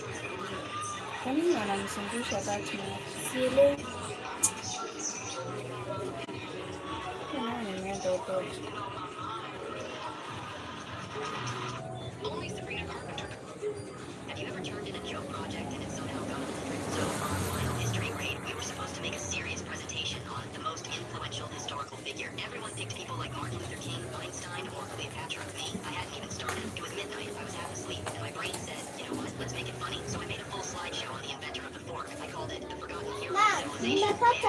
Music, fake quotes like without forks, society would crumble, and even a slide comparing the fork to the sword. I showed it right to Mom, but when I presented it, everyone was dying laughing, except the teacher. She was just nodding thoughtfully. At the end, she goes, you know, this actually highlights how small inventions shape humanity. I thought she was joking until she wrote a 100 on my paper. The next week, my project got pinned on the hallway board under outstanding historical analysis. The title literally said, the man who made eating possible. Even the janitor told me, you're the reason I'll never take a fork for granted again. Now people walk by in the cafeteria, wave their forks at me and say, thanks for your service. And honestly, I've never been prouder. So yeah, I made a dumb history project as a joke at midnight. Dad, what was your don't tell Mom about this moment? When I was 13, my dad caught me crying after getting rejected by a girl. He says, don't tell Mom. Adults just being themselves. Please throw the question in your birthday. Napiga hiyo maji niko kiasi.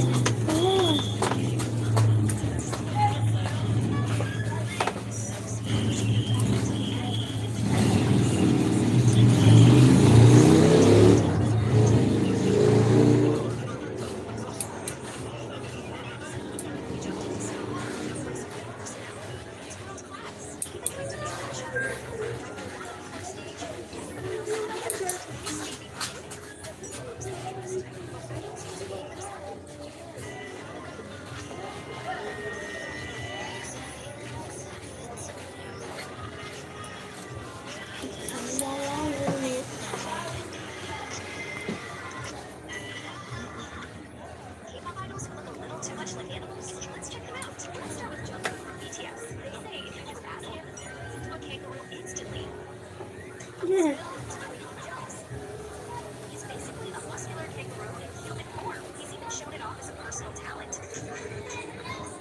jump attacks.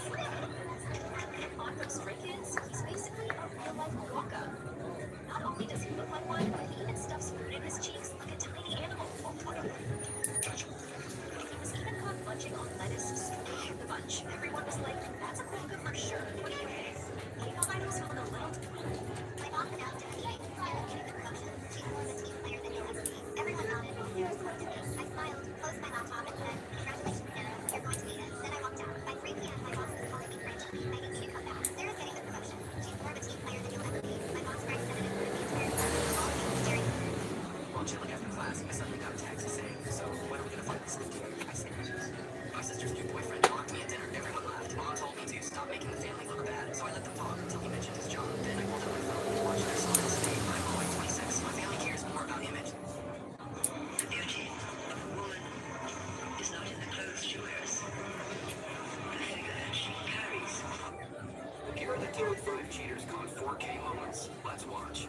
I'm sorry for cheating. Cheating not what I do. But I found out you cheated on me, so I cheated on you.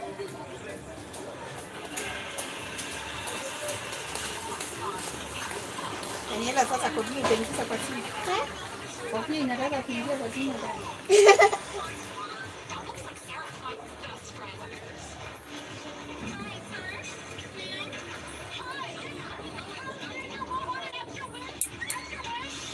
Hey, I'm gonna go hang out with the boys. My girl's been acting super weird, super weird. Every time we hang out, she's always on her phone texting other people. I don't know who it is. I'm not gonna...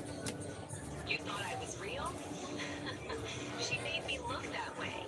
Right after she walked away from the place that broke her. This man paints a portrait of a train passenger in a simple soda can. Sitting directly across from them, he observes every curve, every shadow, every detail that makes their face uniquely theirs. When he shows them the finished canvas, pure delight radiates over their face. Sometimes the most healing gift we can offer is showing someone their favorite.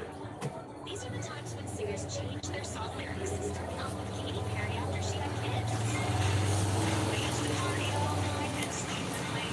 I know my life was really pretty great. I could do anything. It was amazing. And I had a beautiful baby girl. Daisy is the greatest gift in the world. But I went to want to sleep. She got sing away. Next up is Amazon, who's flirting with Taylor Swift.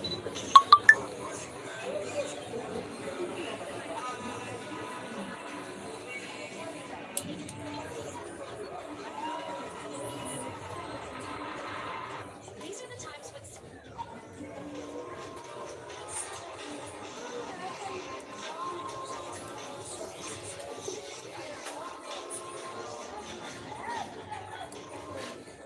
these are the wildest award speeches in history. Starting off with Nicki Minaj. Shout out to Donatella with our people custom making this with me, and shout out to Michael B. Jordan because he's gonna be taking it up with me tonight. Next up, Cardi B.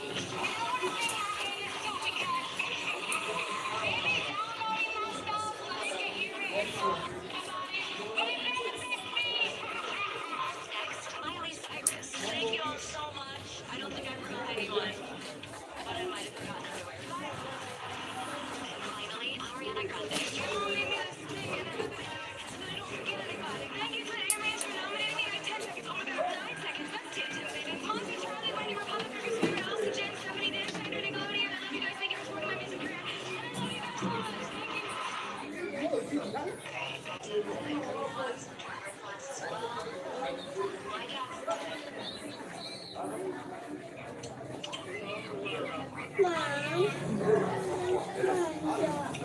Alafu hapa kuna kazi.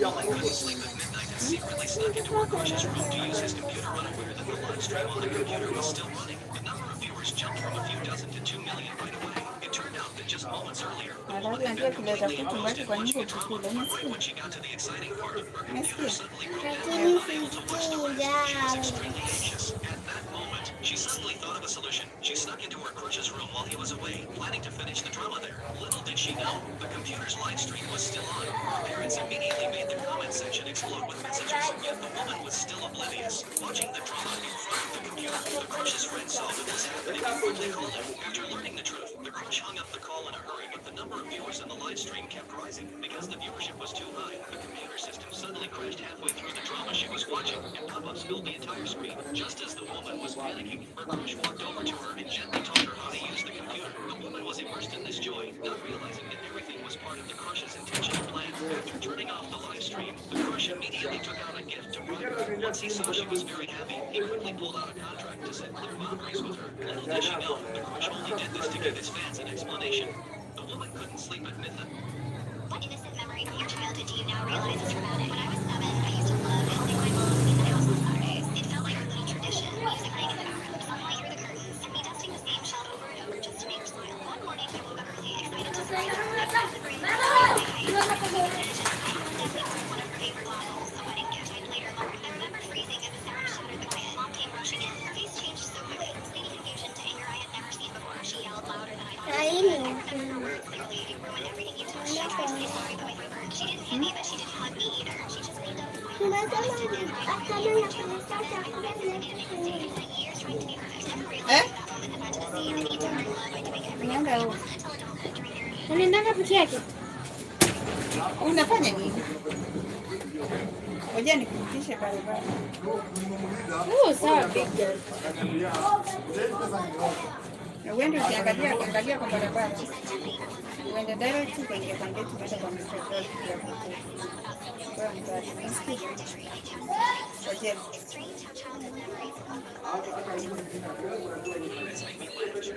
Waambia ndini nimesema akianza kuleta lunch. Alete na yangopela. Na alete na Maji moto na jam. maji moto na kitambaa. Pia niletea na kitambaa cha mama.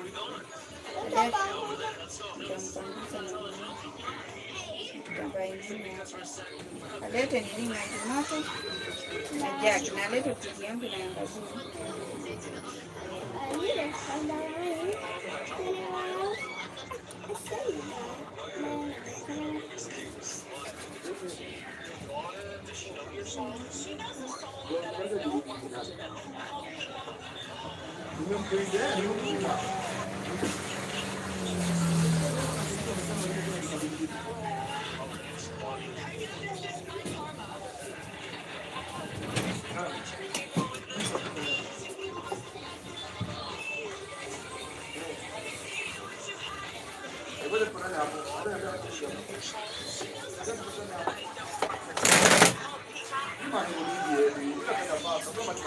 Huko na maneno mingi, anatoa na maneno mingi kama na maneno mingi.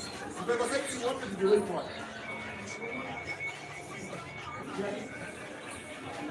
Sasa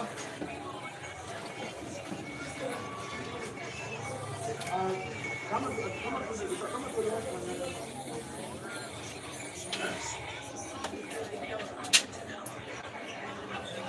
haya fanya hivi, wewe ngeni mzungu mneke na nafasi yangu bado.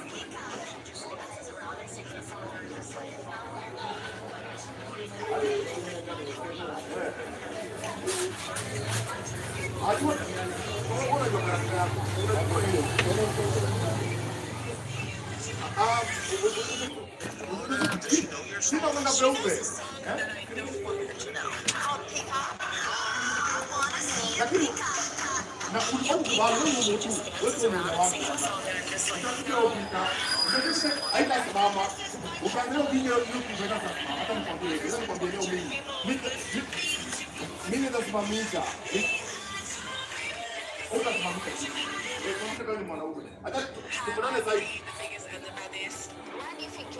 hata usilete yako hata usilete yako usimjaribu jamii Ujani na kuna nguana nimeingia by force. Siwezi lazima. Wewe ndio kusamea utapata. Usipatane hapo kwanza. Wewe mamako. Kwa nini niambie hivyo?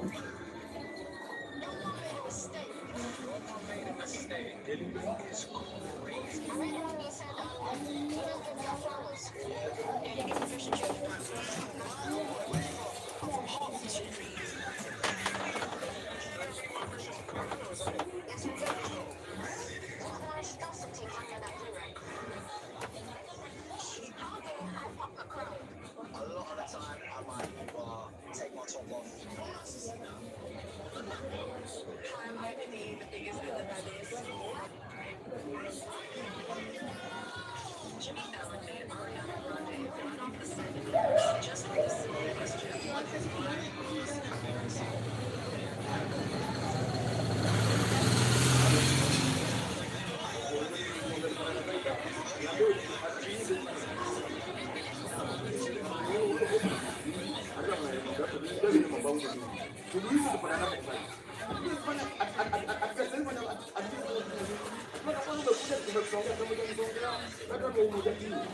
Ujanisongea mimi mwingie tu hapa pamoja na mamako. Unamkuta mamangu.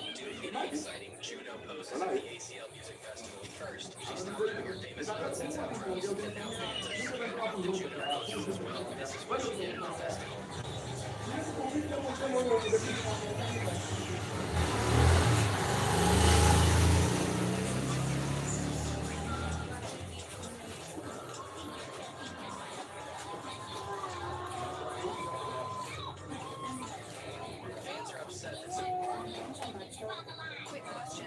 Have you ever heard who Ivy speaks? Fans have long speculated that Beyonce gave her strict stage rules, only allowed to dance as hard as she can, but never sing. Aki nilisahau tena nimekuacha katika kamera nitafika 18 years. Oyo nisahau. Hata afadhali nilielekeza mahali huko. Mkinibani tena naambia ni hivyo ya muda mrefu.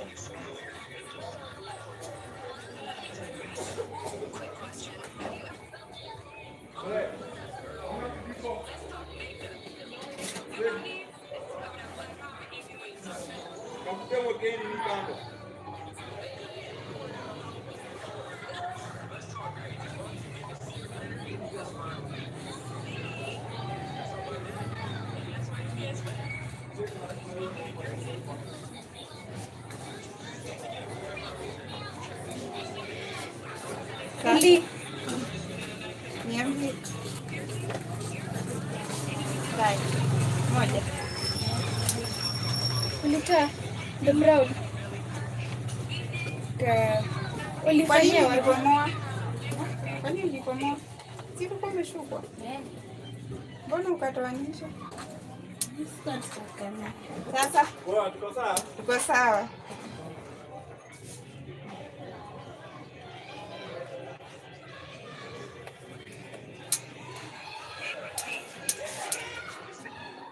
Nikupe na gloves.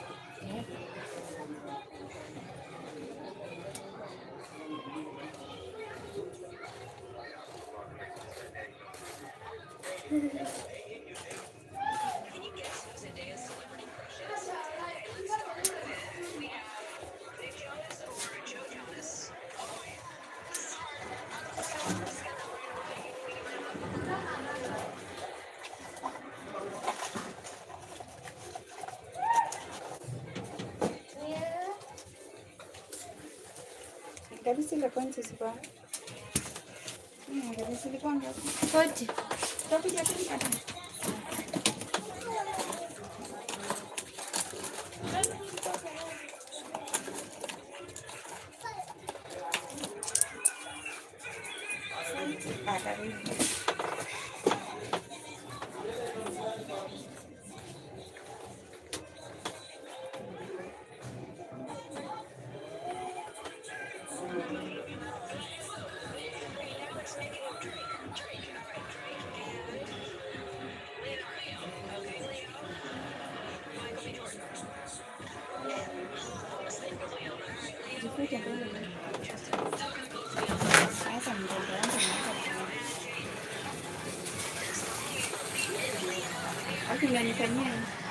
Pole.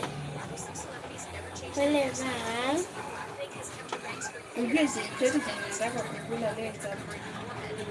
Right now I want sausage. Yeah, I got you. Go and buy for me.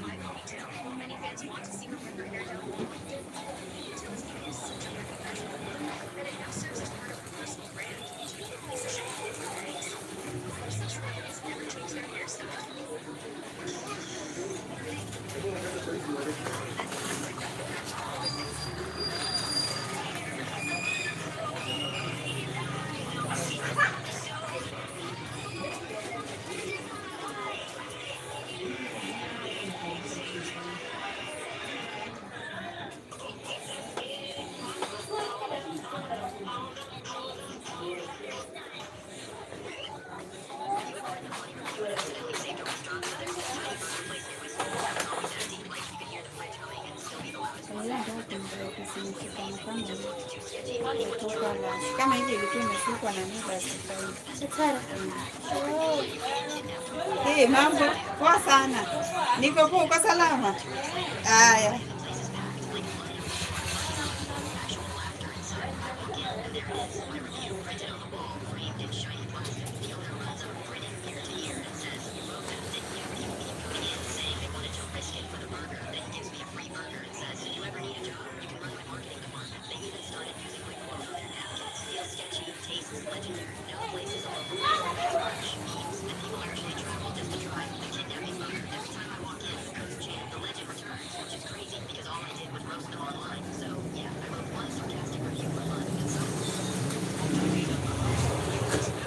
Ndio nisakwani ya get much. Na nani? Mimi hizi couples hapana. Tangu Catherine na Osi wachane. Na Catherine ni akaolewa. Catherine got married to me last month. Wana very beautiful. It turned out that if the maid was found having any contact with the master, she would be immediately dismissed and lose this high-paying job. Luckily, no one noticed their actions. After the maid left, the young master, out of curiosity, went to check her room and unknowingly fell asleep on her bed. When he woke up, he was surprised to find that he hadn't suffered from insomnia. Meanwhile, the maid was sitting crouched by the bed, fast asleep. He carefully carried her to the bed and then left. In the evening, the maid went out for a walk because she couldn't sleep and unexpectedly met the young master, who also...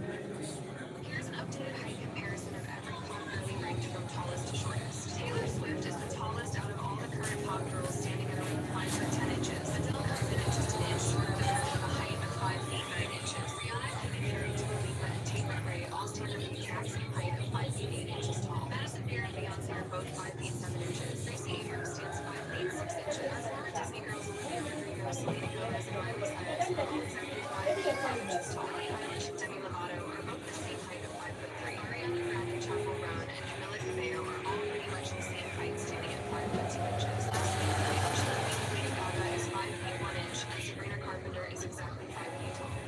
Here's an updated height.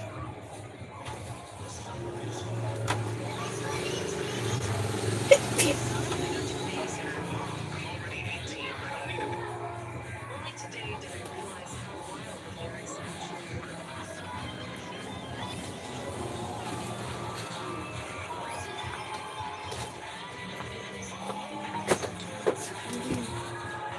Ingine.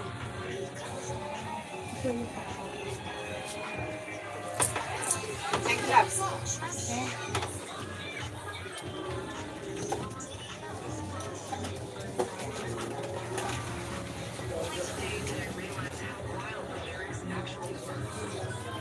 Asante.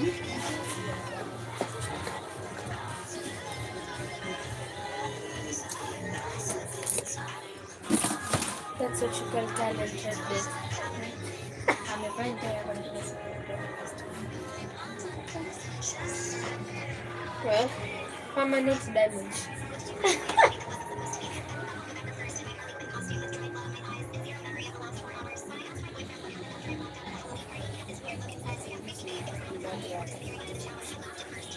Your new customer for I have to be irritated kwa sababu hayako niko.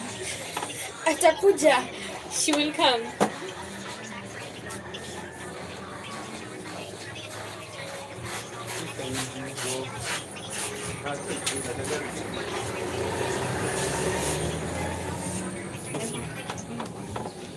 Nitaangusha hiyo siku sasa.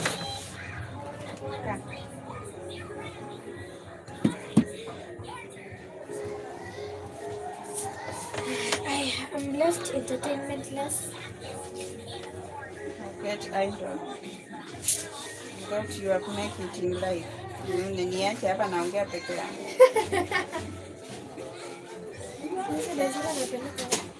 Sasa Daisera anapeleka ya ligani. Pia na miaka. Simuoni kama amebaki mbali. Sasa anashindwa msanii. I genuinely told her that it's very disaster. Lakini sabuna ni karibani kwa mzima. Ya kutoka duka mzima.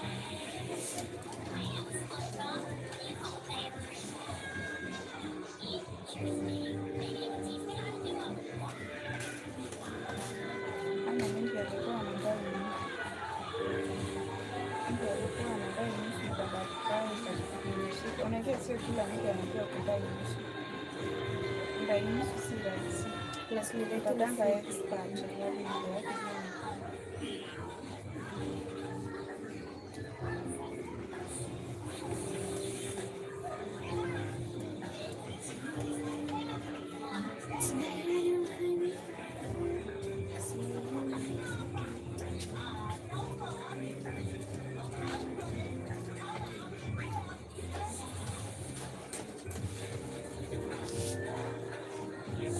Nasikia vile kanjoto kanakuja. Kwani wewe unatoka? Unatokea ndani? Kwa nini unavaa sweta bila toka? Sikuwa kutakuwa na juu.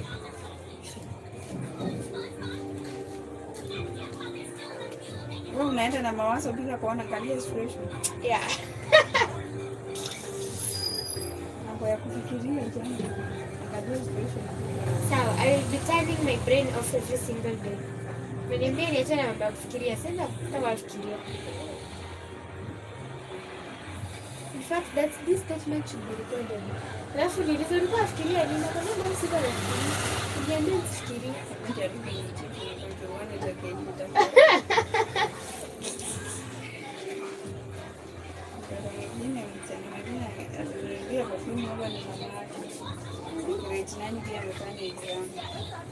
Akaenda kuonyesha wenzake ameambiwa perfume.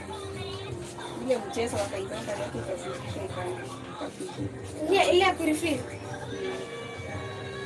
So mamake akamwambia ni kwa marafiki kwa ndio sasa alifanya. Sasa kai. Sasa jana mamake wakakuja tena tuna yeye wanatoka sokoni mamake akakuja akiwa yake. Kwani mimi naenda nyumbani bila perfume. Akamuuliza yako na yako ilienda. Tulikuja hapa nikakuambia yako peke yako. What happened? Sasa si ulikuwepo wewe hata wewe marafiki zangu wakinini. Na ilikuwa accident. Akamuuliza kuonyesha ilikuwa accident. Ulitaka wajue ilikuwa accident. Wakambishana hapa wakambishana. Kama umebaki hapo ukiangalia. Akamwambia ni sawa mbali simama hata yako hata utamuka jasho. Na akamwambia kwa nini nitakuchapa hapo nje hiyo. Nilikwambia vizuri mimi sina pesa sasa hivi pesa yenyewe niko nayo nitakuna save yako ya shule. Sasa hivi unaniambia kwa nini nionyeshe marafiki mmenijua kwa nini kafunjika. Sipaki tu inusie kwa mwili. Nikwambia wakuchangia. Wewe na come back. Nakwambia alikuwa anapita hapo. Mpaka nikacheka nikaambia na nyumba yeye ya pita. Akaambia mamake akamwambia sasa hivi tulikuwa supermarket tukinunua vitu. Ungeniambia chenye nimekumbaya nisikumbaye nataka perfume. Sasa natakaje perfume na bado nataka kitu supermarket. Sasa kuchukua moja. Ni nini uelewi? Mamake akamwambia sawa basi. Kama wewe unataka kila kitu ndio upate kila kitu. Akwambia kuna changamishana.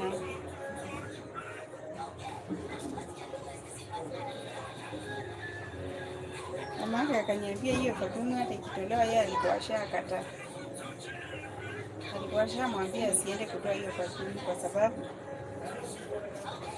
where people are follows chaos. Alafu naye ikawa pia mwenzake alikuwa na yake mwenzake akatoa yake. Sasa ile kutoa yake vile aling'ang'ania zilianguka zikiwa pamoja zote chini zikakuja. Sasa anasema na sivyo alipatiwa pesa tena akaenda akaniambia akamwambia mwenye alimpea sio mimi. Nataka mimi nijitoshanishe na mtu mwenye atusitoshana. Kila mtu ako na hadi atujuani. Kila mtu ako na kile anataka. Sasa wewe kama unataka kujilinganisha na watu wengine utaenda kuishi. Shamba wewe na nyamaza. So basi mama kwa mimi hata sitaki kwa. Akamwambia sawa mambo yako. Mpaka Januari. Good damn. Bete nikienda shule nataka kununua ingine. Kienda shule. Nafikiri tulikuwa shule zingine. Hajapaka hivi. Ile siko.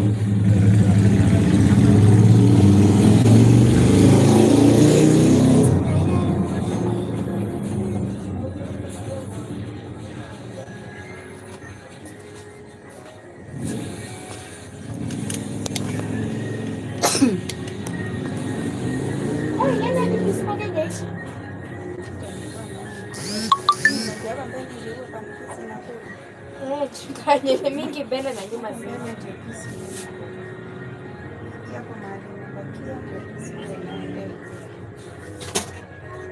Hata sasa tukili hapa. Kwani ndio nafikiri tunakula hapa. Kula hapa nifanye hivi siwezi kuka nywele hiyo masaa yote afadhali nikaiache.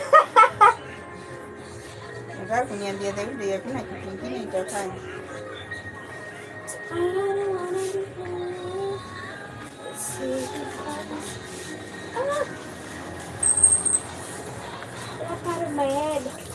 Nianza kusikiliza ile simu imeisha moto. It's ticklish, si uchungu.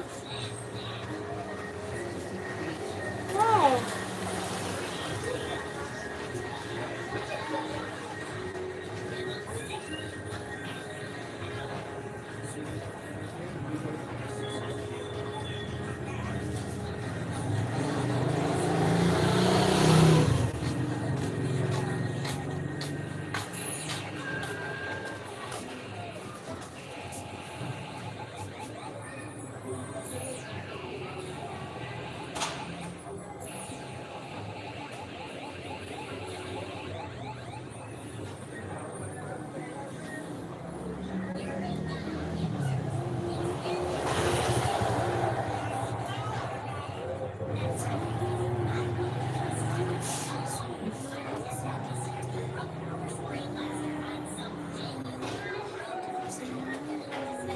Hii ni ngapi? 50. Oh! Sasa kula. Unabakisha ngapi? Sita baba. Sita baba. Uongo. Wallahi. Wallahi. Mimi ngapela na kukula. Yaani hiyo pesa utabakisha nini? I ate some. But I will one day become financially so never say nimalize kwanza. One day I shall become financially responsible. One day. That day was just not today. Maajabu hayo.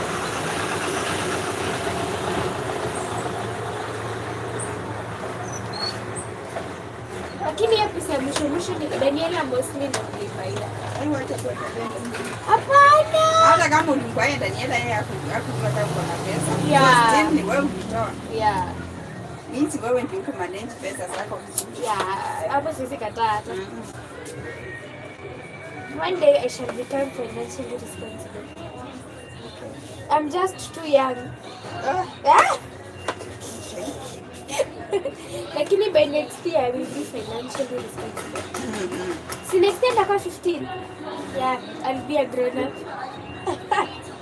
Nitakuwa responsible. Kidogo utaniambia utakuwa ukifika 18.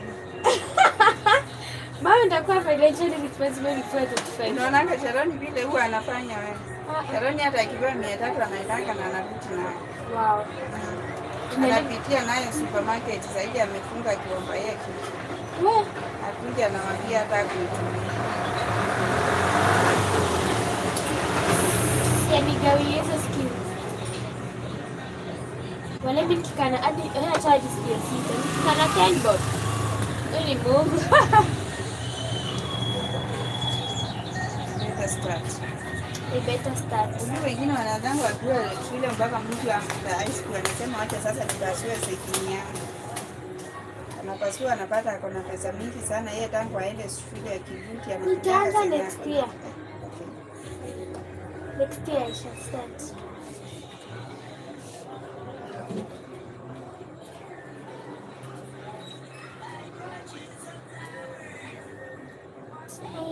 Na nini ulikuwa unaniambia? Mimi sijui kutwist. Hizi ni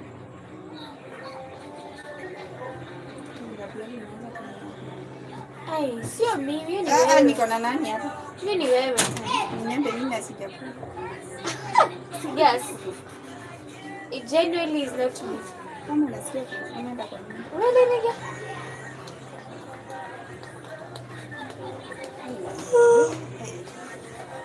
Sio mimi plus me, this is kitu tunasema. Hey! Draw. That is definitely you. Yeah. Sio mimi.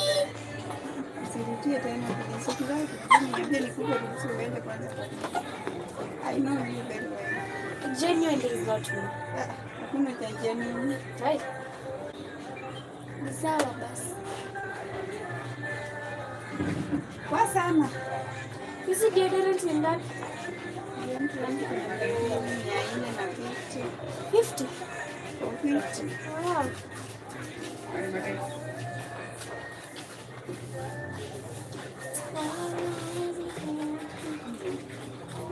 Hai Maki.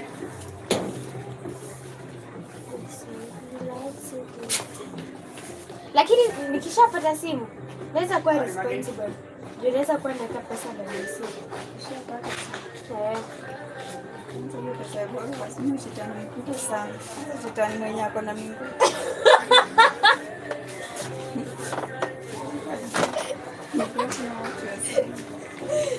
I know exactly what I'm saying. Okay, mbona unachapa hivi? The experience that I have is your mother is 40 years old.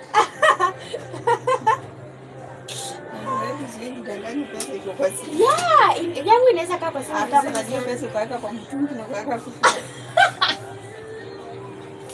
Mama una exaggerate. Mimi naweza weka pesa kwa simu. Cause time ya kutahiri Unaitumia mpaka unakufa. unajua not every person is the like. Sasa mimi I'm saying mimi hiyo time Unajua sikwambia about me. Nakwambia about the experience I have with other people, including myself. me I am genuinely telling you. Huyu ni Gabriela walking with all with money. Yes. Cause mimi hiyo time ya kwanza hizo processes ya sijui withdraw cash, sijui send money. Bika. Sawa, thank you. Sinanga hiyo nguvu. Hadi venye umeniamsha leo asubuhi ati niende nikutolee. Nilikuwa nasikia sijui nilie. Cause it has too many processes. Me I don't have that time. Sasa I'd figure itakuwa inakaa tu hapo. Nikiendelea kuongeza. I'm waiting for that. Wow. May God bless you with the money and the phone so that you can keep anywhere. One day I will love and ask you, Gabriel, can you lend me 1,000? I don't have. I don't have. Why? You have phone. No, genuinely. Mimi naona my best solution naona juu mimi nikikaa na like virtual like real money. Haitakaa. But when I have it like ndani ya simu, itakaa cause I'm too lazy kusimama kwenda kwa Gabriela, you are not lazy when it comes to gadgets. When it comes to gadgets, watching you are not. movies and scrolling, When it comes to hapo niko na gadgets, energy. But kikija hiyo secret, ninakununua kitu and then I start the whole process ya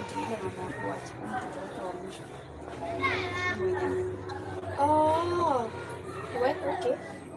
Alafu nianze hizo process za send money sijui nipa na pochi. Ni pochi na biashara eh. si lazima ikuwe kwa pochi.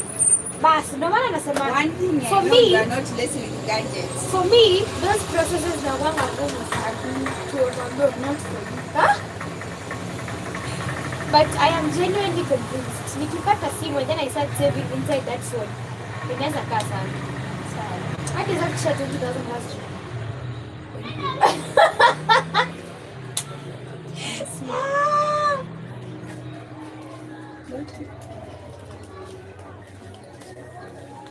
Ndio last day.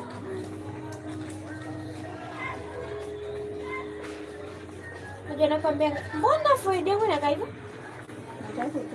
Looks too big. Alafu mtu aniambia get blue skin that is forehead yako.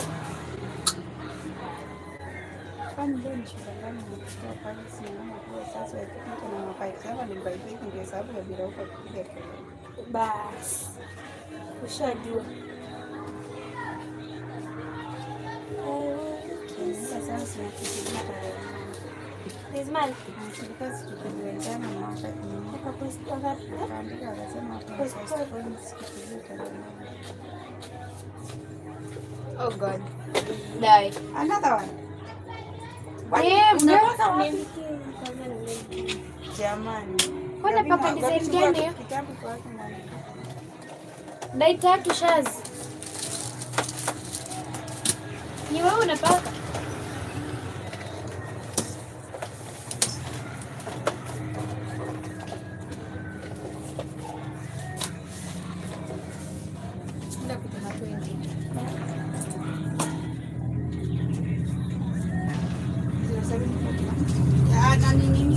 hapo unamwandikia.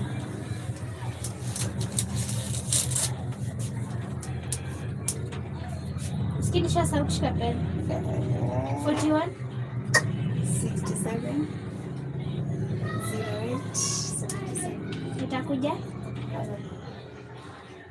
Karo. Tukae. Weka kwa pochi. Kio, isa tatu. Andika hapo ndahitaji. Leta koncham. Hey, tabu karibu kuisha na nini? Na nyingine atasema kipi? Hair dye. Hair dye times 3 140. Andika tu cash.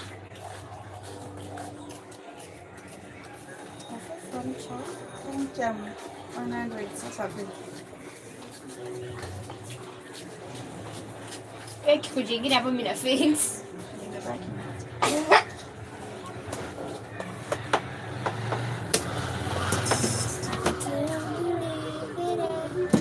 Simu charge. Kianti kwa sababu nimesema light sikuwa na sina light na Okay. Charging.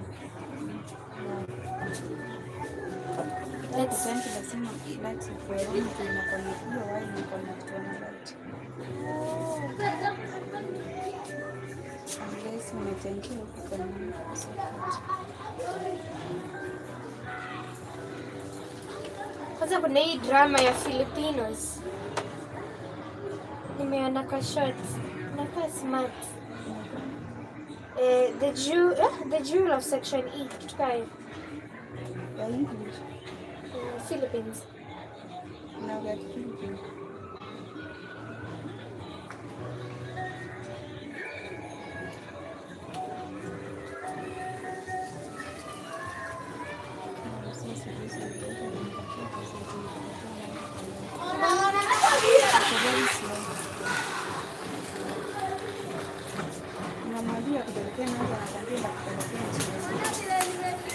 Sasa kama nataka mchana, utaki pia watu wakule.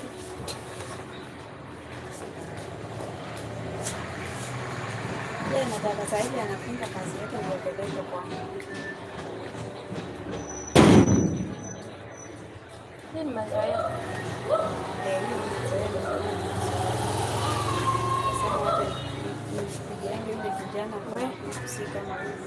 People have very bad hair digestion.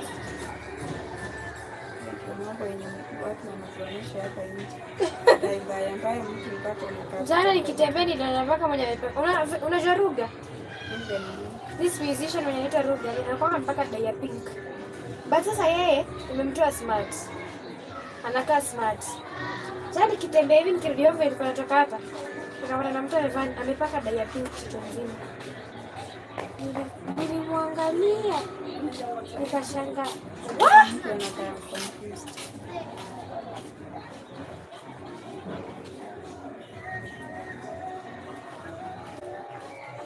Nikasikia kumwambia fanani na Ruga. Lakini kama acha kukopi. Alafu najua ni brown. Mtu ni brown alafu Ruga ni dark skin. So you can imagine sasa the one na white skin na brown skin. Sasa nilikuwa nafikiria just wanted to look like another skin. nataka uende with puzzle. Hizo ni dai tatu kama nimekaa. Unasema anakujianga kila siku. Kila siku na siku zinapaka. Kuna anaziweka for collection. Kama yao hii ni pesa gani? Ama nataka kupaka ni zake ama nani? Ama nataka kupaka hiyo kwa sababu yes, yapaki hiyo black. Ama nataka kupaka yeye na brother yake. Sasa kutoka last week mpaka sasa. Sura ya last week alikuwa lakini shule anafunga. But yana dye ya black na hizi ndani za black. Shule anafunganga. Shule anafunganga hiyo kitambaa. Kama anavaa hijab. Hajapaka dye yote ya black na hizi zenye nampatia ni black. Ya kisi no one. Mbona unaning'oa hairline? Niambia nataka twist kidogo. Hebu shut up. Baje Monday ndio notice Nyekina nanga hairline. Ana kabisa. Yaani ukitoka tu kifari unaona tu angalia line ya mwanzo. No, it was completely by accident. Si eti tulikuwa tumeitwa parade ama nini. Lydia alikuwa ameniita kwa ofisi. So kuniita, she was asking me nani ndo nilipea taya red. Chengole yako available kuambia nani ako nayo sasa. So kuniita, plus akaita all the other leaders wote wenzao. Sasa mkimaliza mnasiaje? Tutapewa wengine. So, taimzee pia hawezi niambia wale wanaingia hawezi niambia tai na nipita. So, kuitwa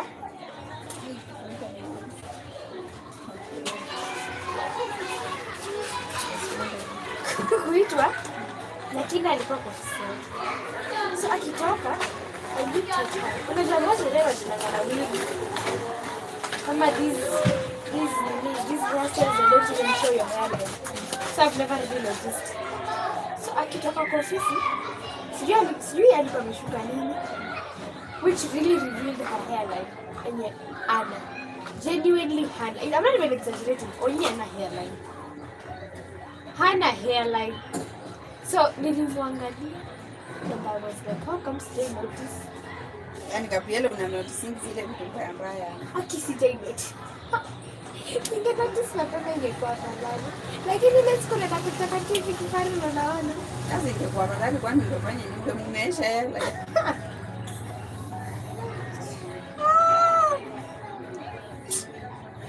Alafu mwanga. Mungu nisamehe lakini mama hapa. God, amebleach alafu joints. Anasafisha. Sasa unamwangalia. Si nilimkumbuka. When nimetoka kifari, I will start flooring every teacher I know. Kwanza mwalimu, hivyo anatambianga toi. Pia yeye ana hairline. Kwenye meza kugrow back.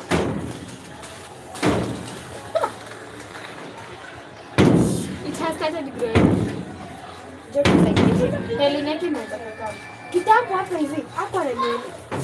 Hadi ile mama mwenye kushikana. Wewe sana. Sasa unasaka kusudi ama wewe ni ile duty ya unashuka mtu kwa mpaka mmesahau what you are supposed to do. Hadi mama mwenye kushikana anaanza kabisa. Ni laki na jirani ndio. Umeona? Basi Anafaa. Hata hiyo mtu anafikia yangu basi. Au mimi nipea pesa kusimile na huko. Walai, hiyo staff inafanya head yake ikae kubwa.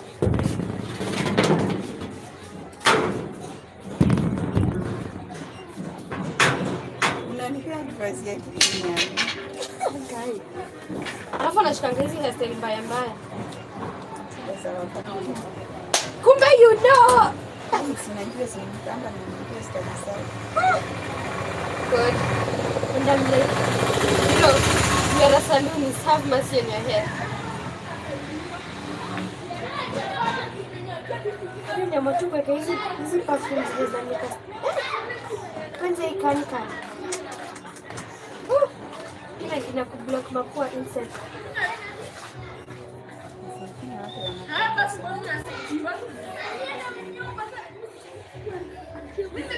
I don't like the orange. I don't need to be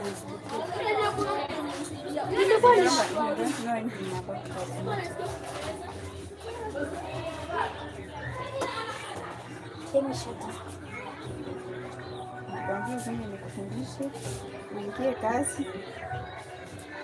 Nataka kukaa kwa nyumba watchman. Unajua sikia hapo tunasema watu kuja kuchukua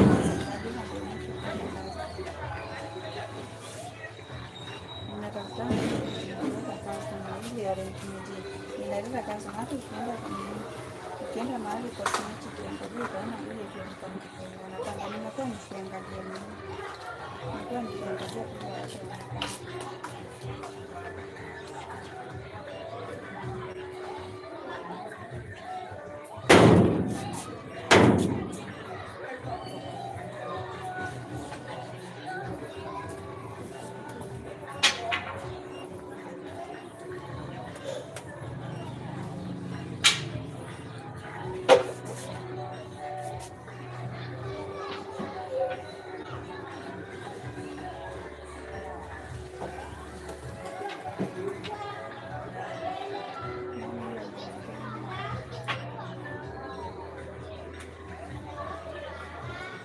Akingapielo utawili.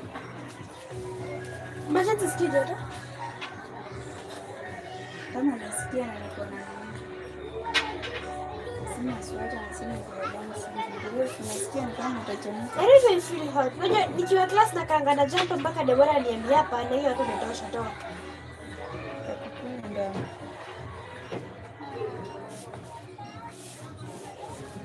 Sasa kwa tempo kwa kumewaka jua proper. Na ni saa 7. Na nimevaa jumper. Hello Salfanta, how are you doing? Welcome back. Welcome back. I'm making my daughter's hair. How are you doing? Welcome back. We are back on live.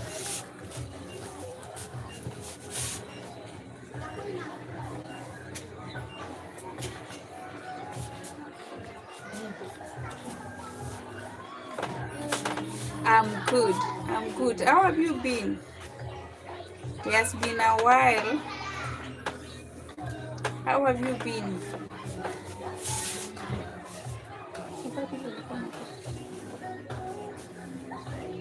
Ah!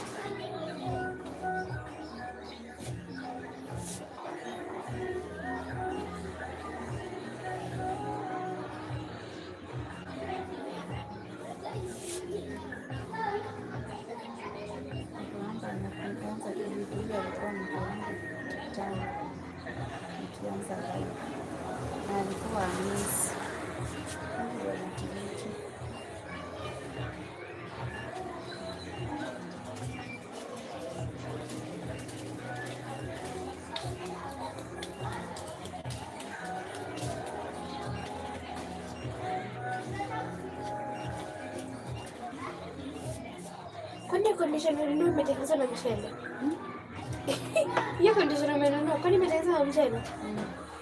No wonder. Ilikuwa inaangalia tu mchele kwa blend. Sio ndio ulikuwa unaniambia about rice mask?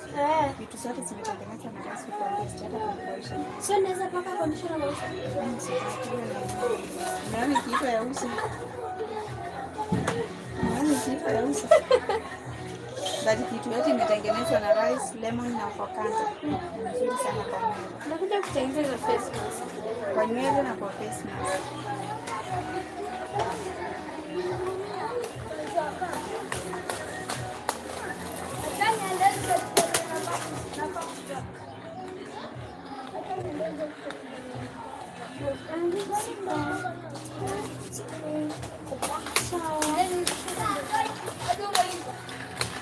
Eski Junior ameshukwa lens. Junior. Huko na maneno. Ameshukwa lens.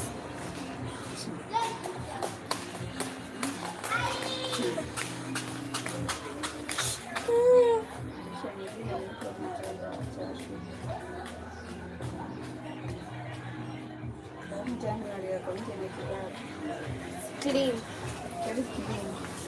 Alafu mimi January niko na braids. Sishika lens tena. Hiyo vitu. Wiki unataka maji. Basi nikapeleka au ndio not ile nyuka itakuwa ina break. Sijui sita possibility. Possibility ikikataa mambo inakuwa ni. Nashika tu. Thank you so much Salfanta. Thank you. Tuko best. Lakini sasa kiniambia mwenyewe ni naomba ni hair abuse. Hair abuse. Nafikiria mdomo utakuwa na pili niishie kibaba. Nimepata sana start to be different. Mambo ya mtizamo niishie kibaba.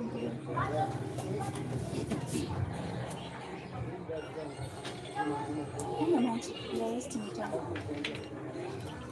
Kwa nini unachukua?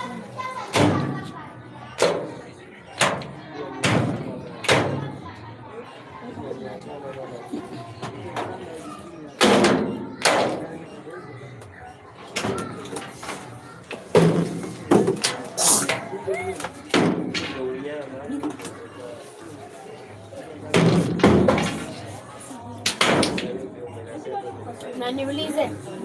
Mr. Mike kwani alipata alipotea. Nikwambia yeye kwani ulikuwa unamwona hapa kila wakati utania yeye ukaakaa akija hapa. Unaweza potea hapa sana.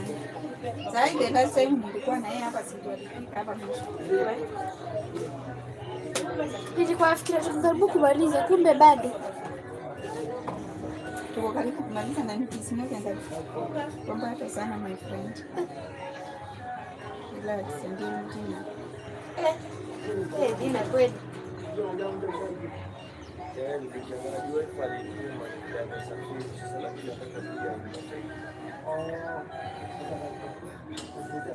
Jana nani? Mama wengi alikuwa ananipigia simu kwa simu ndio anapenda kuchangia simu na chifu na mama alikuwa anashughulikia kupitia sikarudi.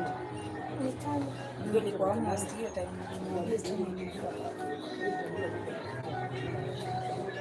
Nakwambia hiyo inaitwa Simba sikirudi, there's no need kuati. Simba zimerudi. Unasikia tu manduru huko nje. Najua hizi zimerudi. Kila mahali kuna kwamba kwa watoto wanapenda hizo screen.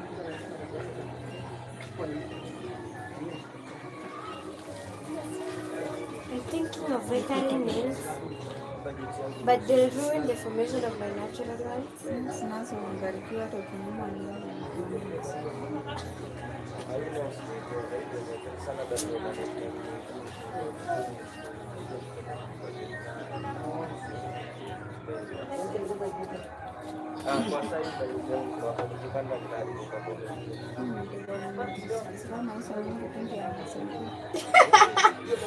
Tungekuwa tuwezi kumua.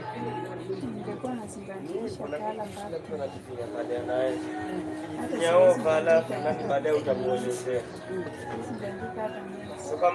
Magina sana kwa kana makusha zingine fulani hapo ni kazi zimeangi.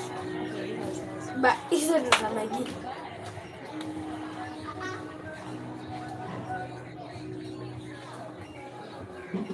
Mbona kanende? Wacha hivyo napenda kueleza makusha. Utaenda high school utang'oa zote. nilikuwa tunaanza utani. Hapo shindio kufuta.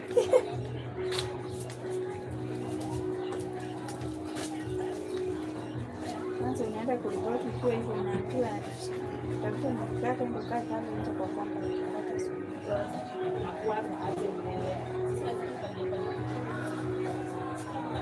This kind of person is not especially this one.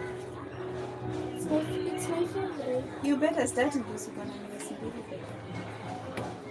Just the time. I encourage you to listen. Ndio kwanza ndio kwa tips nafika. Nikiwa hapa na kushika zile za last time sivini. Backfired spectacularly. Lakini hizo zilikuwa stick-ons. Hazina tofauti. Plus zilikuwa personally fixed, which is pure disaster. Na wakati umekula pesa yote ikaisha, ulikuwa unafikiria kwenda kufikia nini? Yeah.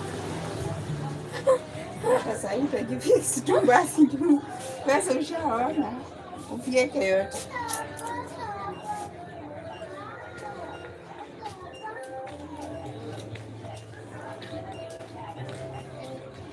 Totally fix. No. Unanunua hizi nini? Si vitani tu. Pesa? Nitatoka. Unafanya pesa? Yeah. I will just labda dadi anisaidie.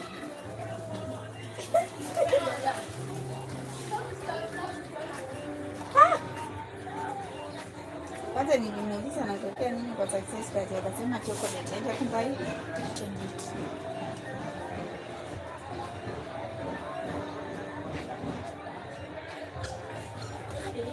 Nikamuuliza bila nini alitumanisha, nikamuuliza unanunua kabisa sasa chocolate hapa nilinunua. Nikajua msanii ni pesa huko anayo.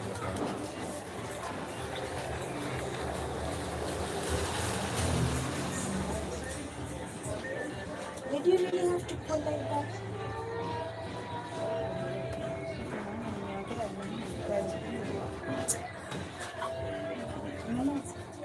Bwana nikuongelesha ndio nini? It's not even my fault. It's not even my fault. Whose fault? How is my talking and your hands interrelated? Kama ungeongea singesahau na seminasa mpaka nikuongelesha.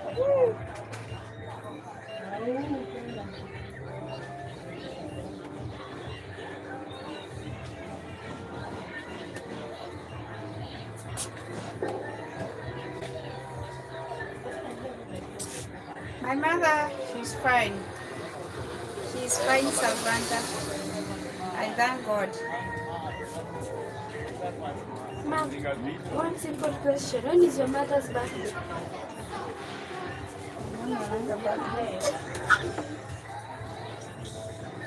So she just dropped out of heaven, si ndio? Mchuzi yako unapata kumuuliza tu. Sasa ataniambia juu. Unajua what we are supposed to do? Kuangalia jina yenye date yenye aliandikiwa kwa ID. ID yake ako nayo. Only that. Hawezi kosa ikienda kwa Zambia yenyewe. Only that. Hiyo ndio inaweza ikatusaidia juu hata tukiuliza walizaliwa lini watu. Kasemi.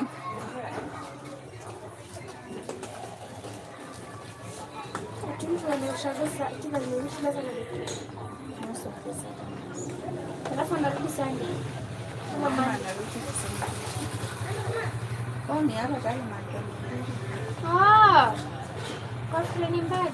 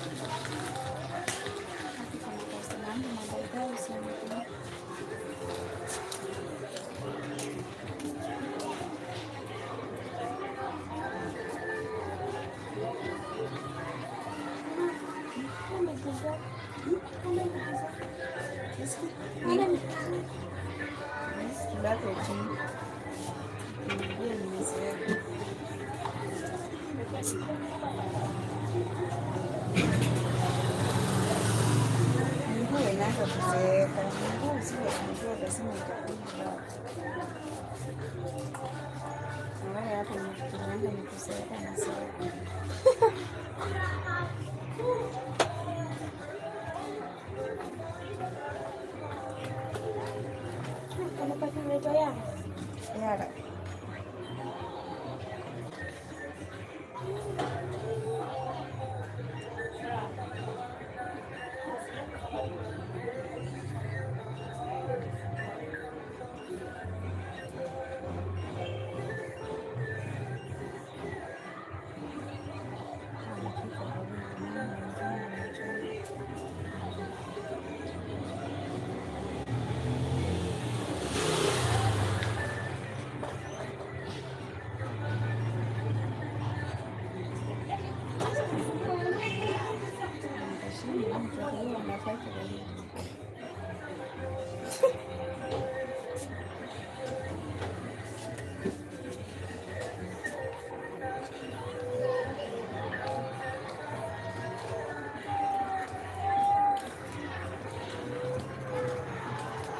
Si uniform yangu ilikuwa ningepeleka wapi mama?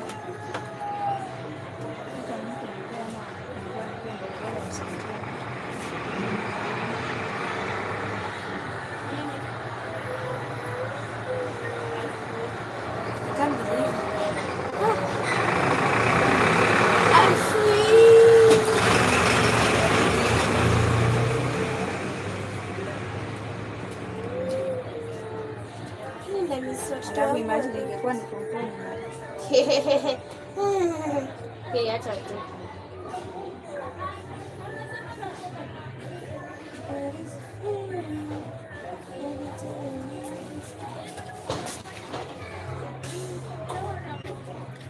To stand beautiful, yes, so beautiful. Thank you so much. Please make sure you click the like button and subscribe. Let's make this air.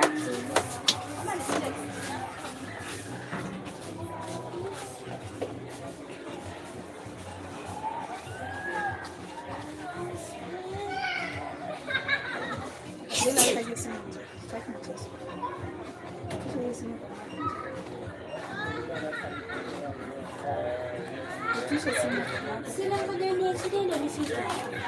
Na nimekwachia ndio utafika. Stretch your hands. See, they are stretching. Stretch your hands. They can't stretch further. They can't stretch further now. Lakini simam si nikitaka hapo itacharge tu.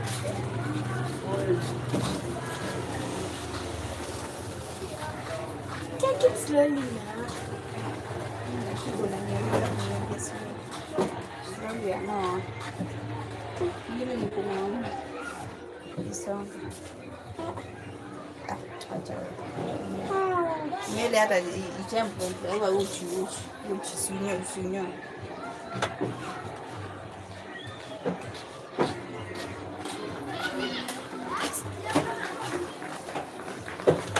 The forehead is forehead. Sisi kama ikulangi kama ni Chupa na tukipaki na pack mzima. mzuri baki at least ile mwanga ndio ndaenda bila. Daniela akishuka long si itakuwa exit slow. Ndio itashuka mbele. Yaani sasa nimeshuka kuna long.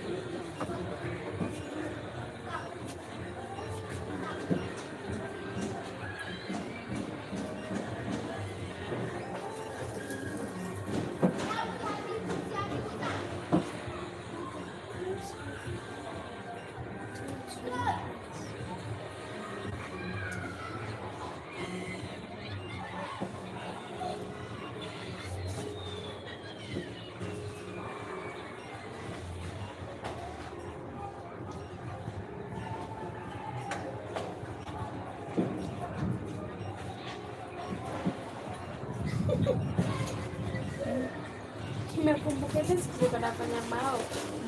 Niliza Glorious kama ya construct parallelogram. Kaniangalia kaniambia. Kulikuwa na swali kayo kwa mipaka. Nilipesa kwenye za mwisho. Hata mimi ndio alianza Akaniambia kuwa na swali kayo. Iko. Nikamweza nifanya frequency. Frequency ilikuwa. Ndio una hope. Nikamwambia aya zilikuwa hata page 18 unaona ukifika ngapi? Ndio mpaka page 12. Acha na tunayo. hizo zingine zote alipita. Ati haku notice. Na hiyo frequency alikuwa ameisoma. Afa tuingie exam room. Sasa angefanya angepata 5 marks. Kwani ya Mungu kufundisha mtu sikivi anaenda kufanya zenye anajua kwanza. Ni kama hakuelewa. Kama hakufikiria pesa mmoja.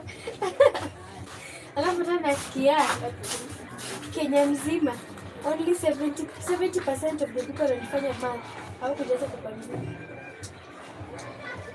Alikuwa anajipa pesa yake.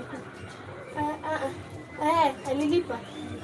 Alilipa lakini hakulipa ya kitu. Hakulipa ya kitu.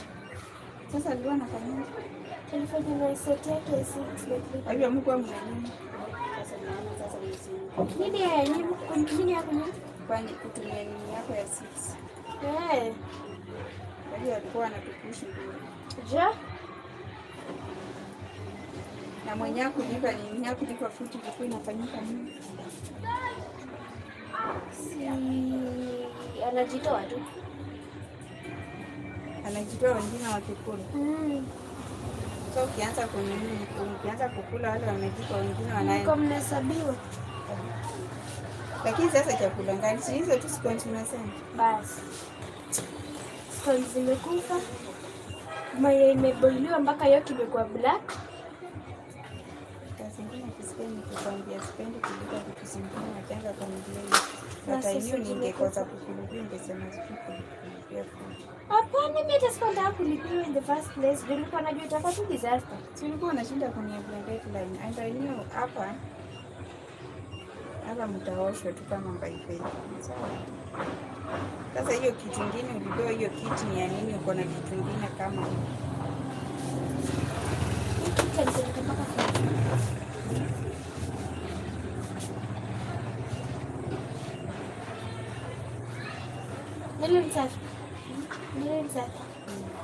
Niliosha kwa giza. Niliosha kwa giza. Niliosha kwa giza. Hebu ningefanya. Basi sasa kisa hivi kama ni safi na si safi. Simwele unajisumbua tu. Unasumbua sana kusungua kwani sikukusa. Utapotelewa na kichwa mahali iko usumbue mdomo. Unajua kichwa mahali iko.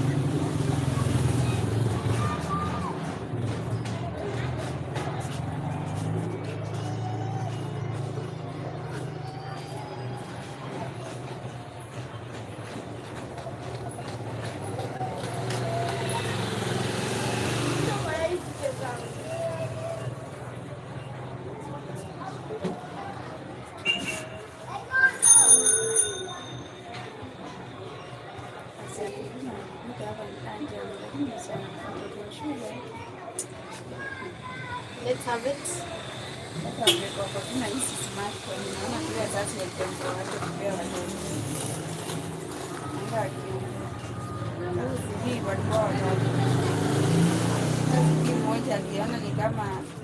Waliona ni kama mmoja anakuomba wewe na wewe umeshinda tu kwa simu yako. Aidha mtuweke hiyo simu ama tuchukue hiyo simu tuweke. Juu unaona ni kama sisi hatuna watu wa kuongea nao. Hata sisi tuna watu wa kuongea nao. So please keep your phone. You join us or you go back or we keep the phone for you. Okay. Walikuwa watatu. Ilikuwa like a trio, they're hanging out. And then mmoja anashika kwa simu sana. That is completely valid. Kama unataka kutumia simu na umtumie. No, like when you like mkienda mahali. Sasa wewe mnaenda naso wapi? Bas. You see, you even asked me yourself. Hizo ndio zile vitu zinafanya watu wanachapa watoto. Then mnaibiwa. Kwa sababu mtu watu watawaona na simu na wao waanze mu-attract. The devil. Yes. Attract the devil. Devil with legs, the devil is proper. Devil will treat you like a devil. Vitu zingine wazazi tunafeli sana.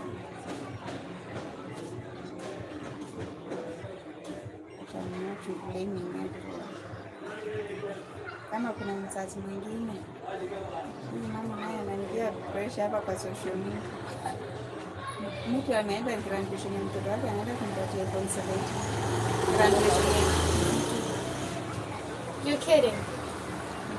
iPhone 17? Tutafungulia hiyo kitu. Ngoja. Tusaidie mtoto wake. As in, ana graduate college ama... Nimesema PP2 bro. Huyu mama akienda shopping supermarket. Hajafikisha hadi miaka 5. Huyu mama akienda shopping supermarket anawaambia ananianza sana yao. Mgongo naye ndio na ukula social media. Pressure zitatumaliza sana. My feel is empty. My pantry is empty. Let's go to shopping. Anaenda anachukua tracks kwa 5. Zote zinasukuma. Anapata vitu mpaka zingine zinaenda zikimaliza. Akifanyia hesabu na 200,000. Analipa ndamu unaenda au anaambia now let's restock the food in my business. Yaani angalia price.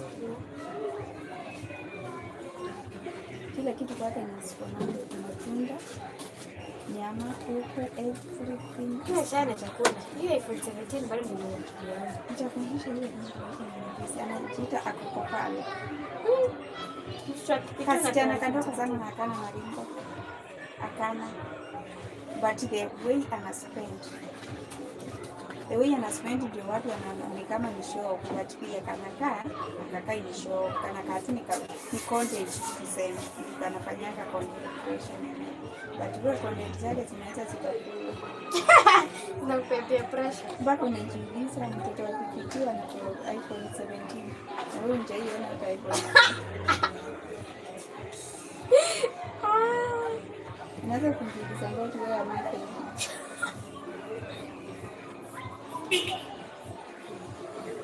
Sasa zingine hata sisi tunaona. Sasa sisi tunataka kufocus na kuona. Amen. Just we are checking because that is the plans we have. Ukienda shule tamani kufunga nakuja kwa nyumba watu watakuwa mtendo kama Mungu hata nikupo na nikuta tu tafati pesa nikuongeze kiasi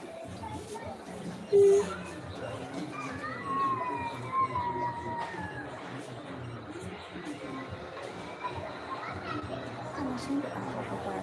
What are you doing? iPhone 17 Pro Max ambapo bei yake ni 220,000. Kuna pia mtoto mwenye darasani. Na hizi hiyo peke yake, hizi zilikuwa zimejazwa kwa kitanda.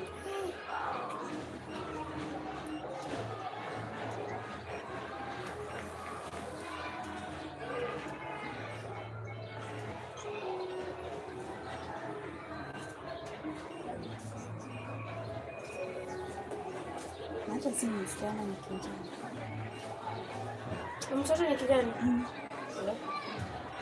Ndio sana kwa spoil tunakwenda lakini sasa kijana kisha spoil huyu mpaka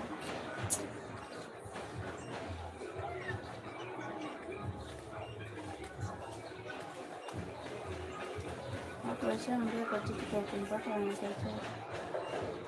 Eti akako pale. Unaenda supermarket tunataka tukufe.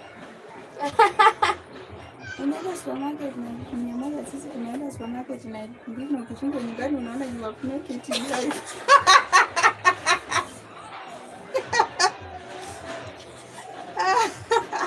Unaona in life you have made it. Na kula kwa kupanda haya na 100,000. Ndio na balance. Hatujulia nini? Balance. I'll sad. Well, dunia ni ngumu. To be honest, hata unaweza make it make sense. Everything. Naandamana nikisha baka na utana nikiandamana na watoto wangu wote kwa supermarket. Do I have to?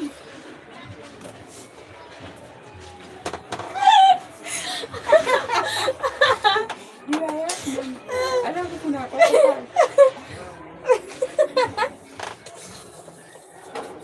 Kuna mwingine pia anaita sijui. Sijui anajiita sijui Altukan ama ni nani. Sijui mzana jina yake huyu mwingine vizuri.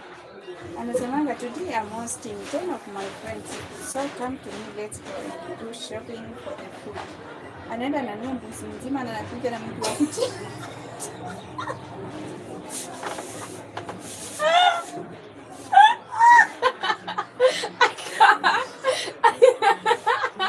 The world is imbalanced. What? The world is imbalanced. It's fair. Ananunua mbuzi mzima.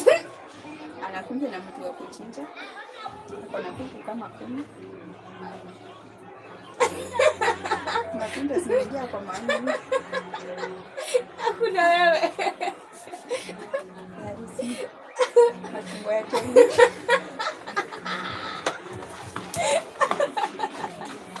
The world is imbalanced. It's fair. Mami hiyo imeshuka aje imetokea vibaya. Haijatoka vibaya. Sasa nimesema imetoka vibaya. Kuna kisi.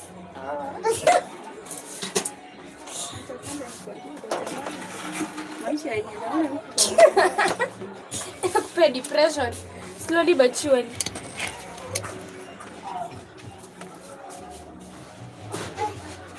Akakopata tatu. Wakiwa na huyu wa mbuzi mzima. Tu kuangalia kama ile 20 bob ilifika. Alafu mwana una ilifika. No. Hajatuma. Sijaiona. Lakini Afrika inaanza kuchinjiwa nyumbani, si kichinjioni. Nyumbani. Sasa hivi amekuja Ilifika. Imefika. Sasa hivi anakuja mpaka na mtu wa kukata nyasi kwa compound. Na kuna place ya nini barbecue. The world is truly imbalanced. Mungu nisaidie. Nionyeshe maisha kama hayo. I'm tired of living so it's small. I want to live big.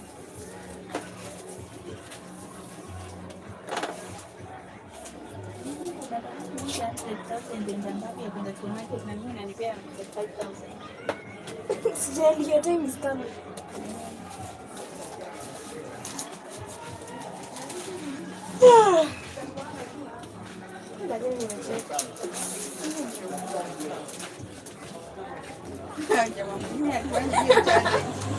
Let's go. Let's go into the start. Okay.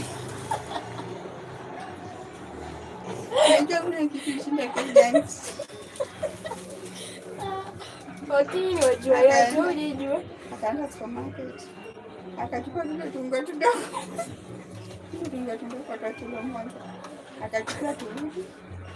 Akaenda akachukua soda. Akaenda zingine akachukua zingine. Karibu mama. Angalia kwanza.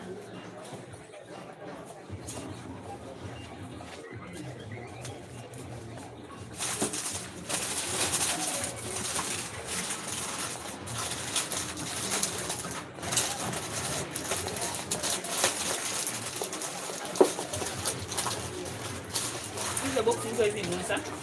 Unaweza nusa. Naweza nusa. Nataka kuchanganya. Chagua musu. Yaani kwa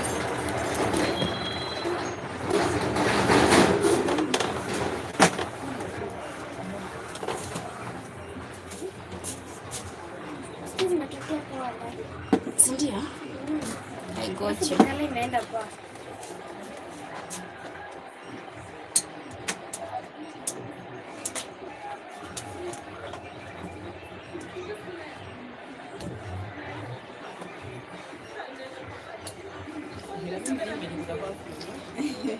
unaona ni kama utasikia.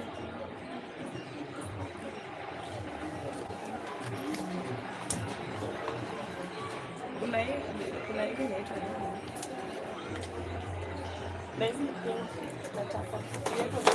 Nini? Nikishukua. On my way to kuna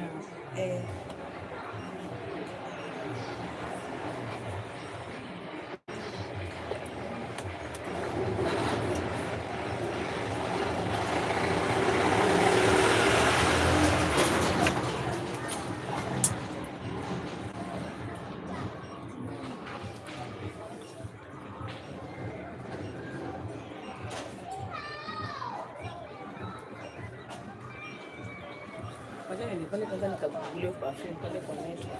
Alafu nakuja. Na hizi ya body no damage. Ndio koti ni Na hizi ya chini. So,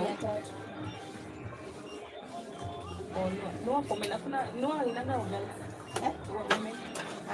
Mimi tu inakuanga sina kwanga tu kwa mimi. Hiyo ndio watu huwa wananunua. Na kwanga tu hiyo moja. sawa na kuja kuja moja. Sawa. Thank you.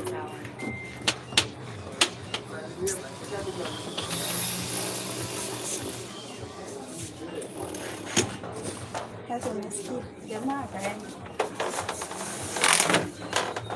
Jamaa akaenda katika tungini kidogo, maziwa kurudi kidogo, soda ya lita moja akachukua. Salonist. Zimetoka bie walai. Alafu the color choosing is no. The color is no. Sina? Sasa unaona huyu jamaa bibi alichusi akaenda akiwa kwa njia ya kulipa. Akakumbuka kona moja akarudisha zote kwa kaunta. Akachukua unga moja akaenda nyumbani akasema akoko pale. Don't do this for me that I'm going to block you. You're not going to give me this kind of pressure. As a man, I'm going to block you. I can't accept it. Sitaki kuona jinsi yako tena. Haya. Juzi. In fact, it was on a Saturday. Huyu akoko pale tena. Huyu ashakuja na mtu nyumbani fundi wa kutengeneza choo.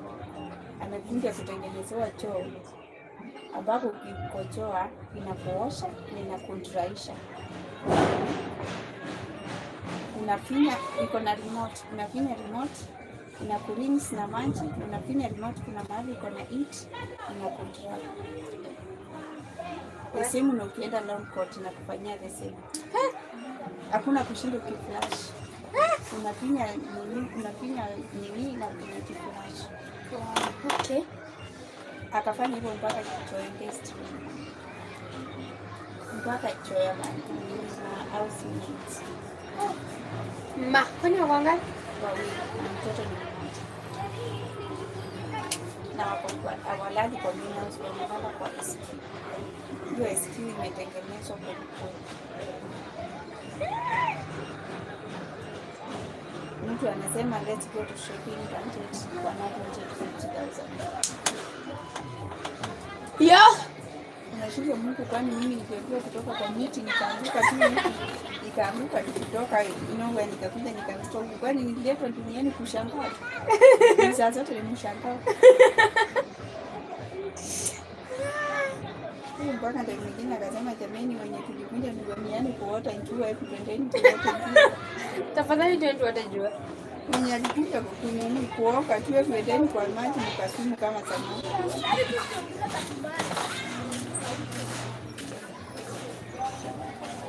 Mimi sana naishi live.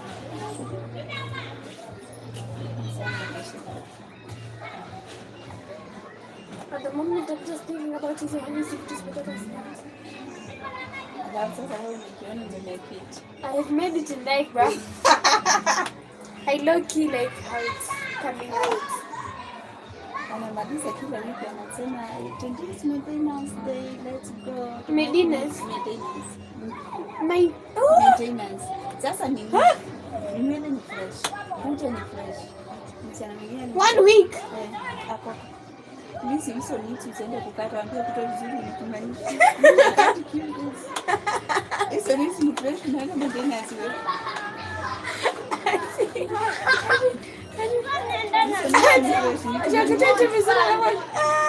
Pilisi ni tumanisha hizo ni fresh. Hata hizo pisi kama wanaweza la kubomoa vizuri. Kubomoa tu ni tumanisha because they are so fresh. Why are you stressing people? Anapa watu wangehelp pressure. Nitakuonyesha hiyo msichana mwangaliani. Unataka depression mapema. Msichana anakwambia msichana sijui nyinyi kama nyinyi anavaa wa motivate. Nyinyi anawa motivate. But mimi depression. Hakuna za kujifanya. She's low-key giving you depression. Mom nataka kununua earrings. And then I add a third one. I'm not part of it. Nasi, you were to assist me with 200. Assist. Yeah. 200. Yeah. Mimi niko na shimo ngapi kwa masikio? Really? Niko na pili. Kwanza hiyo remote kwa nini? Bro. Simanyoni. Haya. Umepotezea wapi tena? Hii yari yangu nzuri. Kumbe hadi kama singe-mention unge-notice. Singe-notice kwa hiyo nilianguka kwa mpaka. Wewe tukianza kwa sababu earrings zako ngapi zimeanguka kwa for tape bali? Hii nayo iwezi potea ndio kwa hiyo. Nataka kununua. Unaona zile zinaweza kuangala cross. And then hii stiletto. Where's the money? Did you keep anything? Wanasema kama big.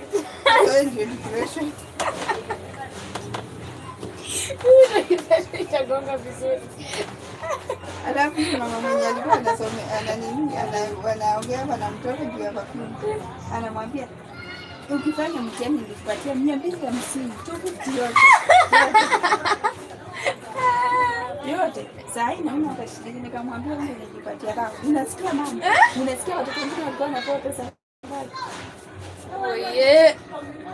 Akamwambia ndio nilikuwa nazo na hata siwezi kukupatia mimi kulika wapi. Lakini ni pocket yangu ya kutoka next year ndakuwa na save. Ndakuwa na upgrade, ndakuwa najilipia sana. Gabriela ulianza kupanga kusave pesa ndio shushu yako ndio. Haya, can you close the chapter? Kwa pale. Atakupea kile ambacho utanunua. Yaani hapana malipo. Na suweke. But zile vitu kanafanya ni vitu za pesa nyingi zenye hatuwezi afford tunaona ni kama ni show. Unajua kuna mtu anayeonyesha vitu but si show, ni content. Yake si show. Ako YouTube. Oh God. Yake si show, yake ni content. If you want to diagnose yourself with depression, please just attend that classes zako kwa pale. And give it 2 days. Wala watatesa watu kwa mtaa. Tio kutatu vizuri ndimaanisha. Watu wanamwambia kwa pale don't want to show you into my world. You are not my relative.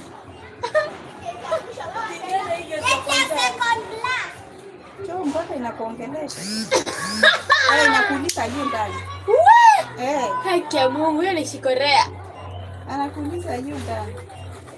Mpaka watu wanasema sasa mnasemanga Diana Mabati ndio bibi ya tajiri. Bibi ya tajiri mgani? Bibi ya tajiri mgani? Huyu ndio official bibi ya tajiri from Kenya. Nombo tuwezi. Kwanza ni 2050. Mteni mimi sana anaishi. Haki mambo ni mbona faida yangu inatokea sana. Ndio kutoka pale. Ndio kama too much sure. Mpango imefunguliwa. It's now open for free will. It's now open for people to see.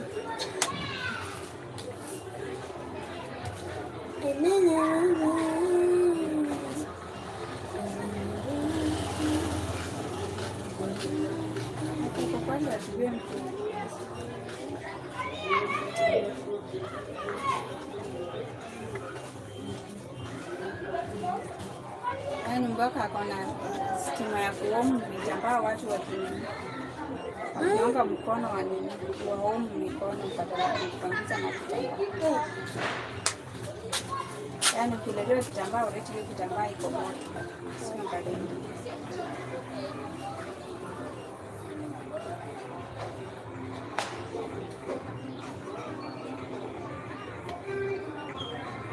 Ameshinda mawingu mengi huyu tunaishi maisha yenye kwa niishi.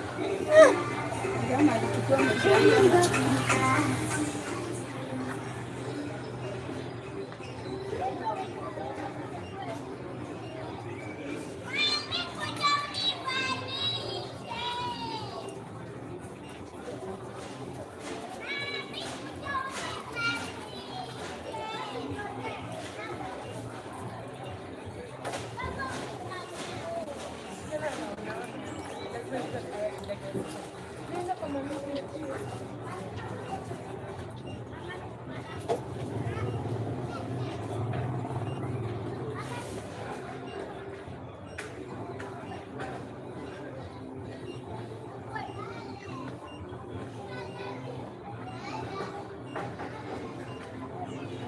jamaa mwingine akiona content kama hizo.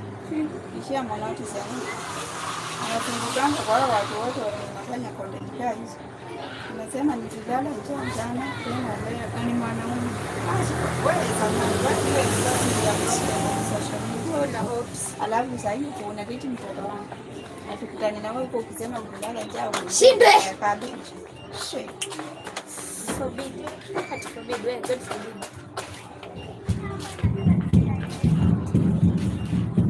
Mwanaume hapo atapost.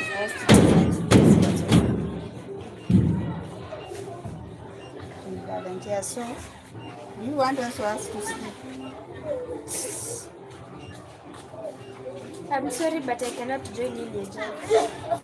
Please continue alone.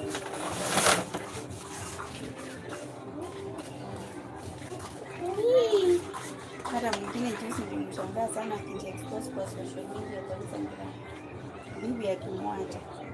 Anashuti bibi akimwacha. Nilisema mke wangu umeenda, nimejua. Mke wangu umeenda kwa sababu niko na shida, nikanibebea watoto.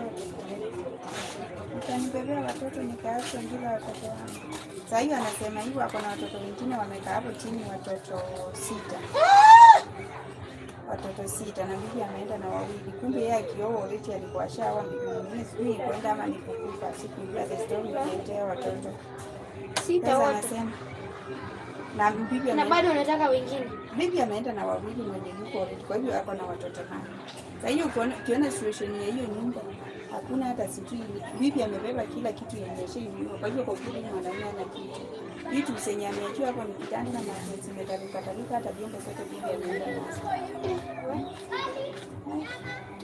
Tutarudi tu nikipata pesa. Mwanaume anapata wapi bibi ya kurekodi kama hizo pata leo kupata kazi. Watu social media siku wanakuwa na mchezo.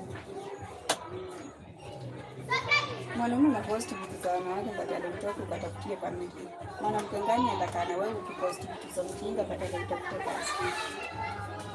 Bibi anamwambia mimi siwezi ishi na wewe, utafuti kazi ufanye nini, wewe ni kukaa chini. Sasa unaona hata bibi alikuwa na hasa ya kununua vitu za nyumba, bwana ni kukaa. So bibi kukasirika akaamua aende kukusanya. Hata yeye alikuwa ni vizuri ndio kuenda yule mwanaume akitakiwa si eti alijificha, so that usiambie watu wa mtu alikuibia. Yeye alibeba kile chake na watoto wake. Sasa anaambia watoto, mnaniacha. Mtakunja, mtatafuta pesa na watu wanaishi. Sana shida. Wale tumeacha hapo na watoto wengine 6. Sisi wenyewe wanakaa wakiwa half a dozen. Wanakaa wakiwa tunaona macho. Yaani maskini ni anjiko sana. Leo unazaa huyu next unazaa huyu next ingine. Wao wanatayuki. Hana matajiri wanazanga watoto wawili watatu. Kwa sababu wanataka wawapatie the best. Nao kuna maskini. Back to back. Are you not getting tired? Huna hata pesa. Munga mwenyewe hauna. Unaona mwanamke mjinga kweli. Nikashinda sasa lakini mimi sasa mtu hapa literasi yake mzuri yani. Ndio watoto wote hapa.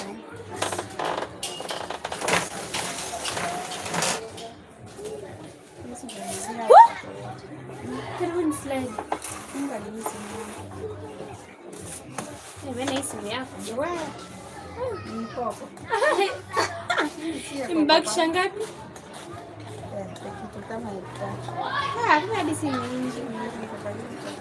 honestly, to be honest, I lost hope and I'm still losing hope. I'm continuing to lose hope.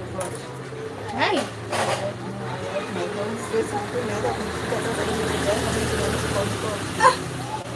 Kai. Mom. Hey. I'm just mimi nangoja tu results na shule. Juu sema nani nilizvote siku nilifanya project. Yes, there's no coming back. That paper was brutal. That paper was brutal. Hey, you niambia Gabriela, just wait please. Ngojea na amani. I've never done it. By the way, unajua mimi pass pretake bila hadi kusoma. Sasa mbona unasema ilikuwa kwa kwani? Hiyo ni kwangu. like all before kutoka 7 bro ulikuwa all before hadi kutoka 7 ulikuwa unaniekelea pepa ya pitake na ikamba huko 78 na sikusoma. But hiyo I've never seen a much more complicated paper. Kutama mpaka kwa roho. Roho mpaka intestine. Alafu kila mtu anataka example zile za my brain is paralyzed. Lakini mbele kwa ngumu. Yaani mpaka watu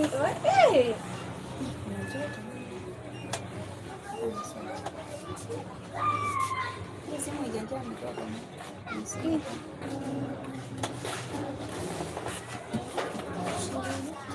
Eighty-nine.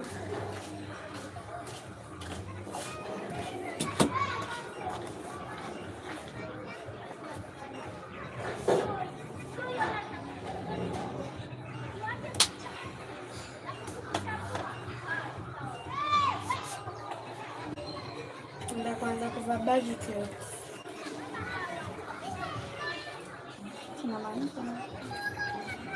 Si they are comfortable. Ati we, see the body.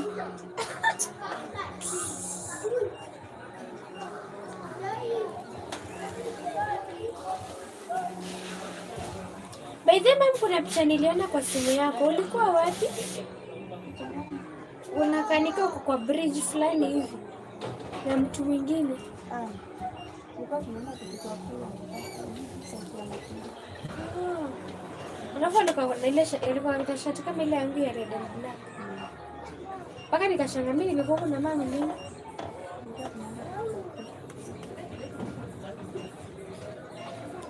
Ni 2027 ni vote. Ni sasa ama ni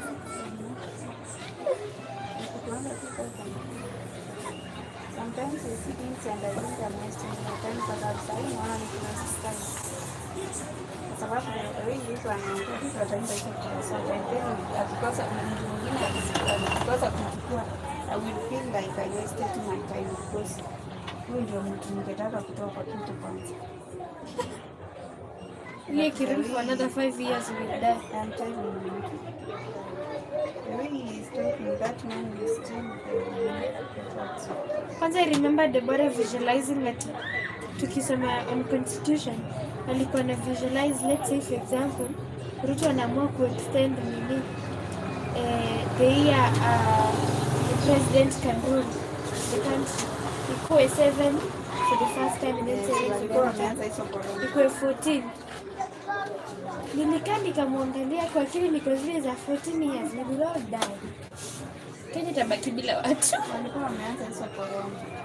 Wallahi. Sina ndio alikuwa ameanza hizo korona, ilikuwa inasemekana Ruto anataka kununua. Na alikuwa anataka, si kwamba hakuwa anataka. Ndio vibaya vile Wakenya waliingilia ndani wakasema hiyo kitu haiwezi tendeka.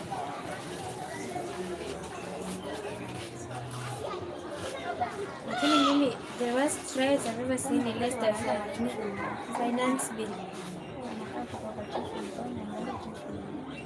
Tuition? Yeah, December holiday tuition. Sasa ukiangalia wao watoto hakuna kitu wanafanya nyumbani. Tunapeleka watoto tu waendelee.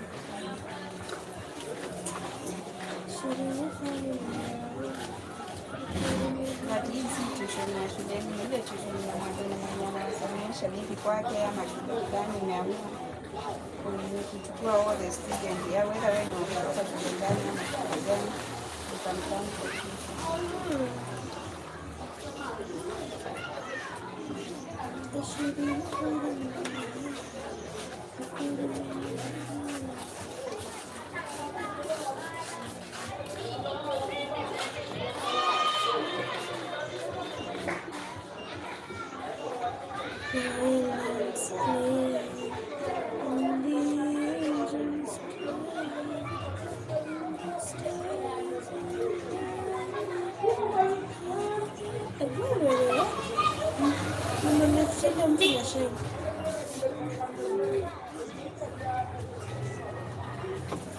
Sasa unakuanga hydrated, eh?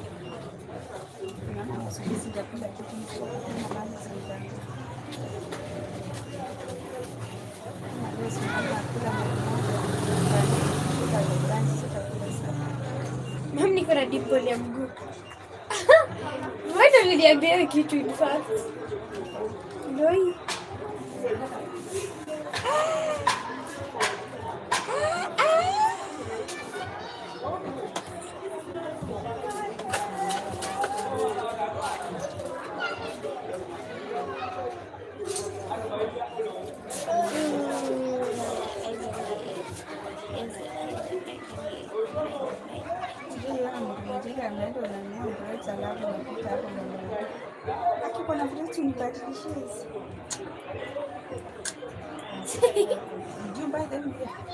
I wonder. Then hata ningekuwa nauza wine hiki naweza kubadilishia na ningenunua hapa.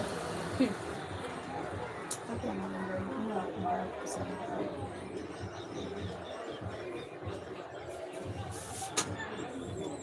Ninunua glasi na mtoto wangu hataki glasi. So, Yesu enda kwenye menunua. Ndio msaidia. hivyo nafikiri kwa nazo nibadilishie. Watu wanataka biashara za watu wengine. Sana. Hapa niko tu hapo kwa sababu ya exchange.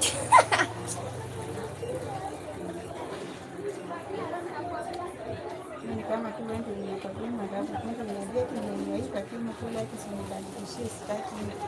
Yesu enda kwenye menunua. So how am I supposed to help you? Oh, short.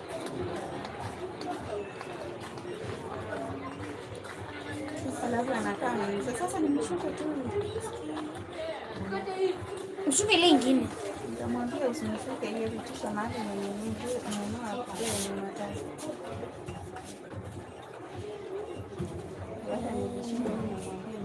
Ushika hapo kuna mtu mrefu mpaka ukasema amen. Nani wewe?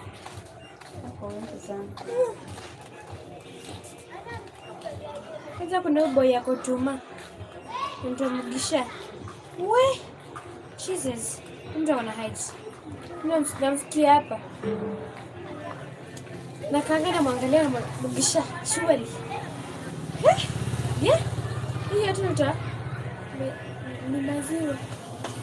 Kwani maziwa kwao ni wewe? Nikamuuliza. Ai, hapa hata kama. Nani aliandika hapa Zen? Team. Wow. Nani mwingine anaweza kuwa na hiyo kazi ya. Daniela hizi kaza kitakufanya. Anywhere she goes. Anaweza asikosa.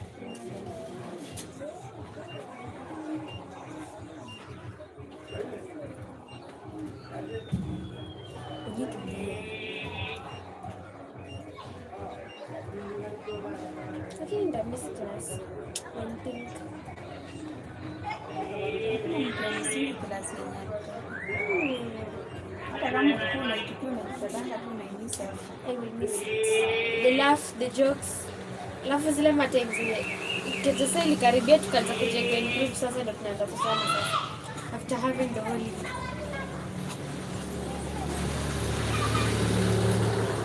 I miss the boy. I'm telling you, unaona hata kichemchemu mlikuwa mnamcheka. Mtamisi. I miss the boy kuja kushotia asubuhi. Yupo lakini hayuna. Mate. Utakaa tu unasikia na misi sauti zao.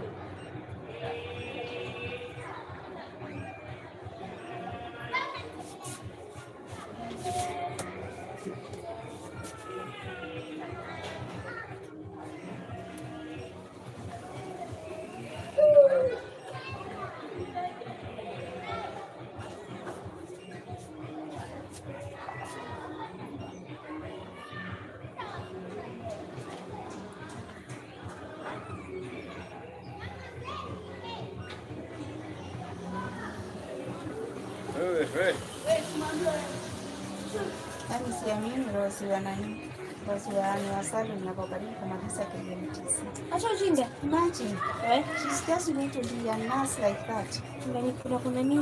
Mtoto amefanya kitu lakini watu wanavaa kufocus kwenye wametoka wasikuti. Huyo naye amefocus kabisa ndio sahau maisha ya huku kwenye ametoka. Lakini alimpeleka campus ya Sia. Ati kanaenda kwa graduate.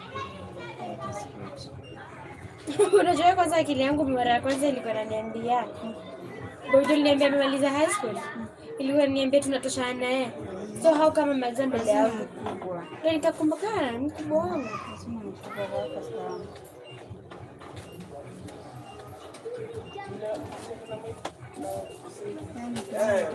Mtoto wako anakaa kitu na unaanza documented. Ndio ya PSD ya mzazi wana mtoto wa mtaani.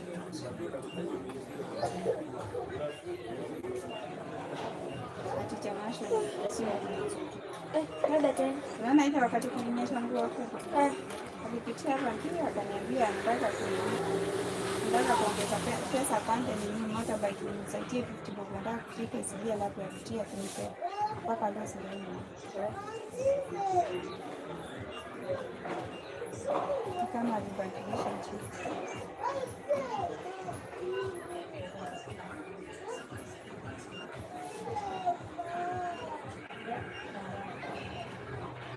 Unajua mtu mtamjaribia jina hata kama wewe ni mzuri.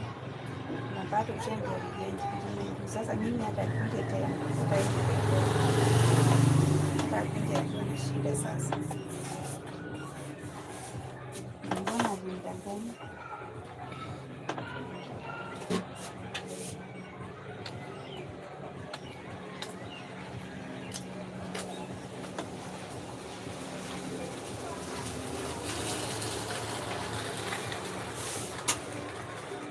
Ya rataka.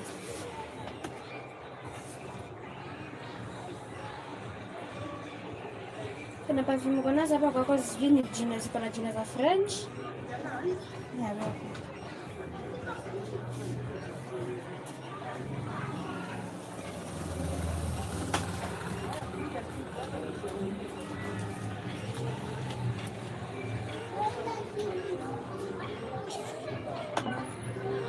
Nakumbuka tu tulikuwa ndamisi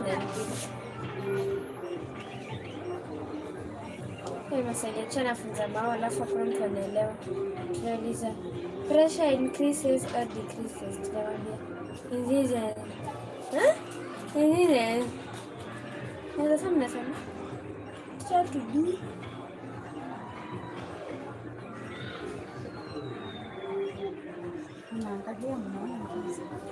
bro. Sasa kitambo hii mwaka ikianza tulikuwa tunafungua textbook ya 9 unaona pure darkness. Alafu najua tungekuwa na mwalimu tu anatufunza mao dedicatedly.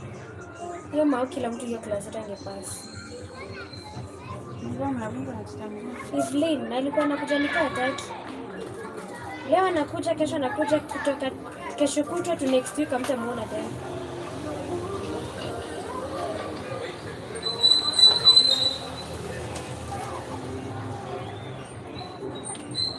Ama sometimes akuje akionana mood za kufunza anaanza kuandika vitu kwa ubao na atoke aende. Sasa mnabaki hapo mkijiuliza maswali. Sasa ameandika vitu na ametoka kaenda. Now you're left there asking questions to yourself.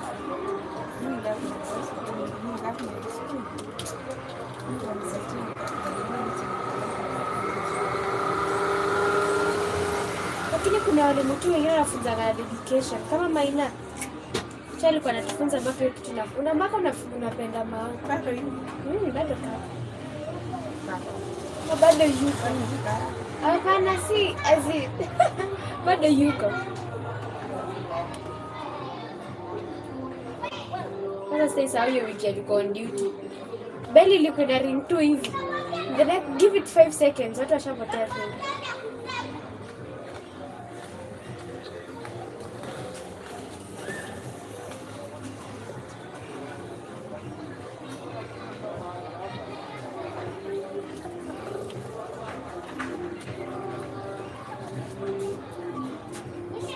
Sasa mageli shuka siku gani zinakanika zinaonekana. hata ni kama zimekwambia kushuka bwana na kushuka siku. Basi kushuka mtoto. Basi ni mtoto kizazi kama kushuka jamii hata kama kama pesa kwa nini. Sasa ashashuka na jua mmoja mtihani wote sisha kwa mwa.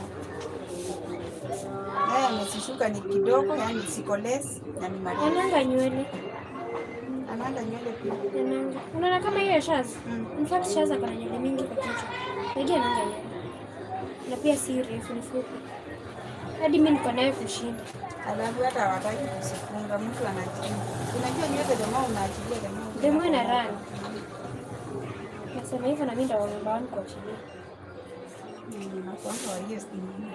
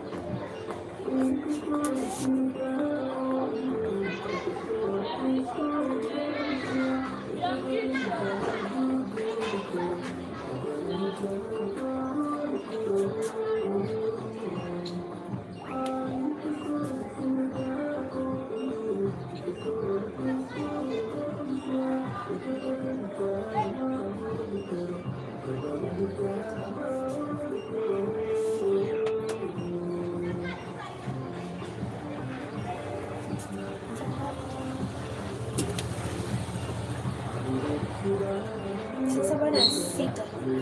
Sasa bado dakika 6.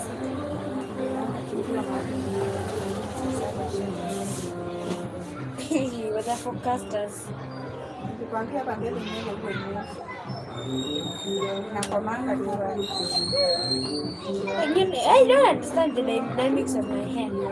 Huku mpaka somewhere hapa ni refu. Alafu sasa huku Kisongo hapo. hiyo disaster. Hata nywele yangu kisongo.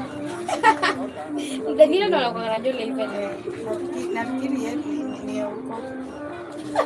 Hii yetu ni ya uko hata mama we. Hii ni lineage.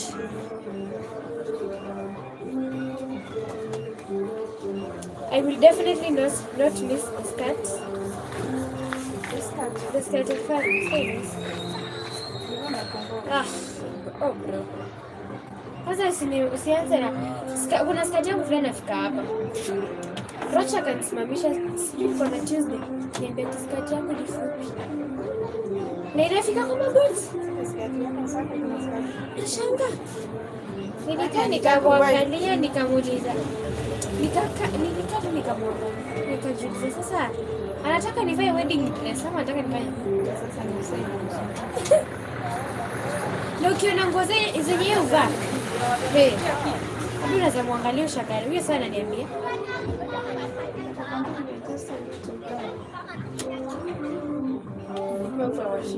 Sasa nikiendea leaving certificate ndio kwenda hapo kani nimejipodoa yangu.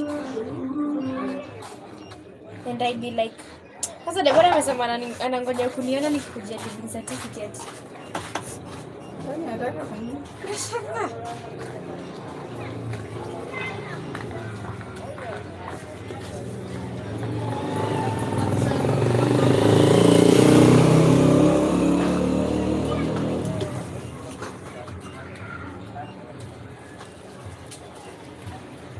Alafu mwende nikienda shule nikapata na Sara, si hadi Monday.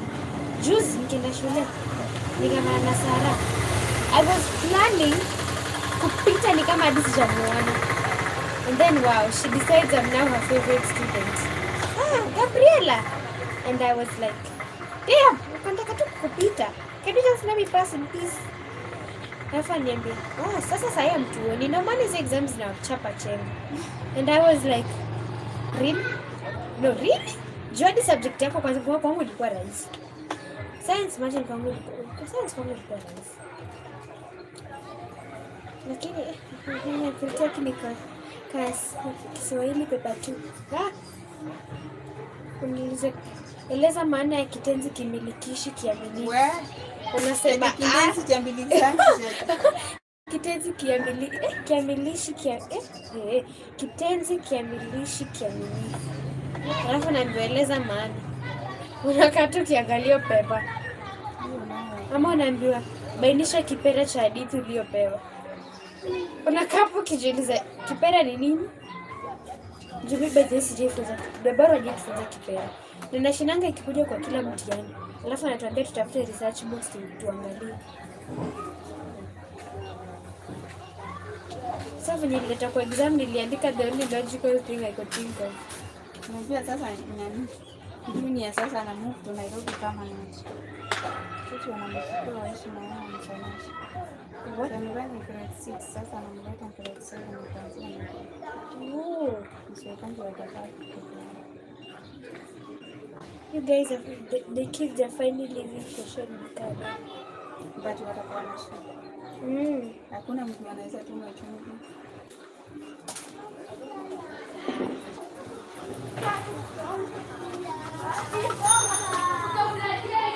Yaani wakishiwa na kitu lazima wakikule wao.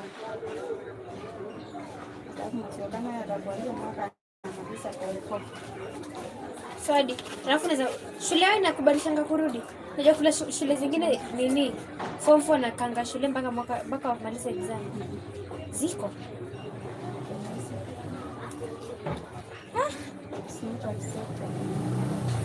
Kuna mmoja wangu ajui ndio mtangulie kwa sasa. Kuna kwenye mambo.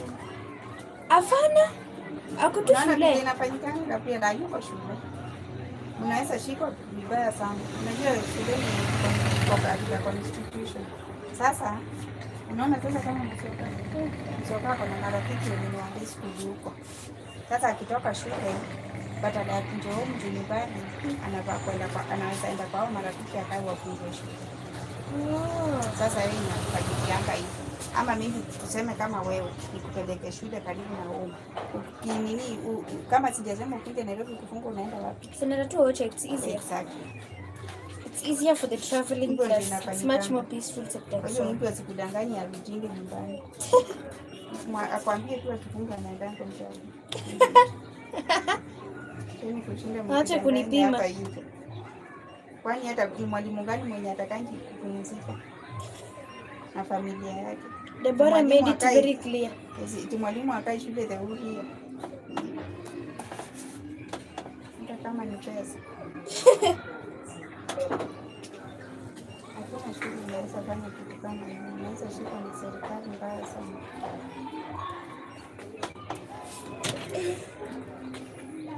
Kama hata graduation kama wameng'ang'ana tu wakagraduate chini ya maji, lakini kama ndio graduation submission sasa.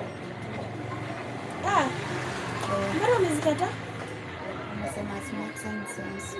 Surely.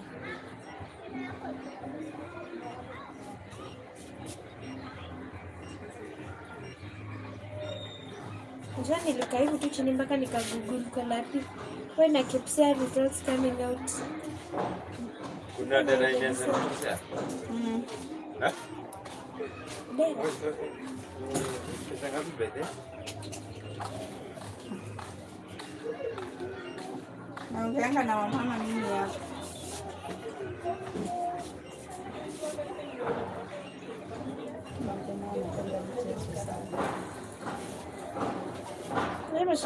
Naweza nimesikia vibaya venye meza madera.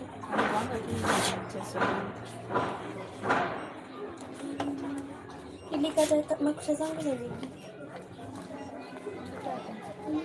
Za mikono. Mbona uliamua kukata? Sijui. Ungekata za mikono. Oh.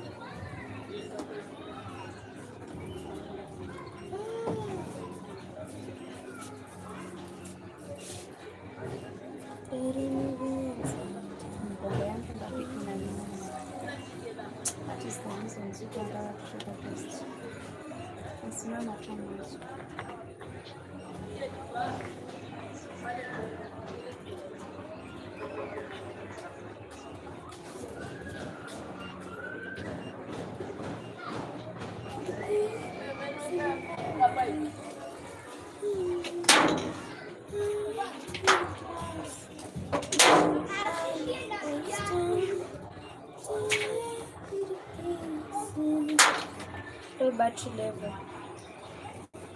Imefika 20. My gosh.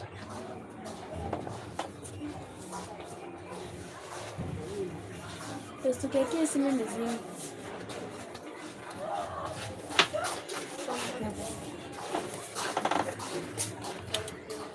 Gee.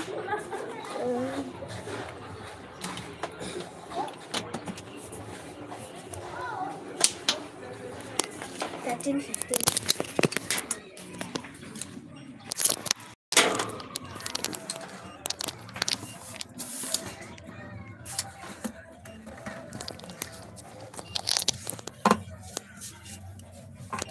Kwani Safaricom hawataki kutumia watu hizi messages?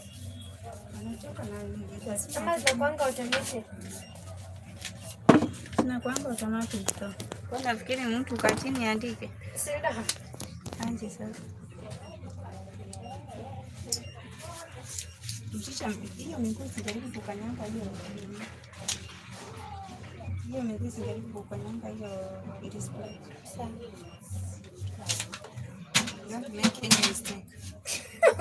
Sawa. I want problems. Sawa. Okay. I shall put that in mind.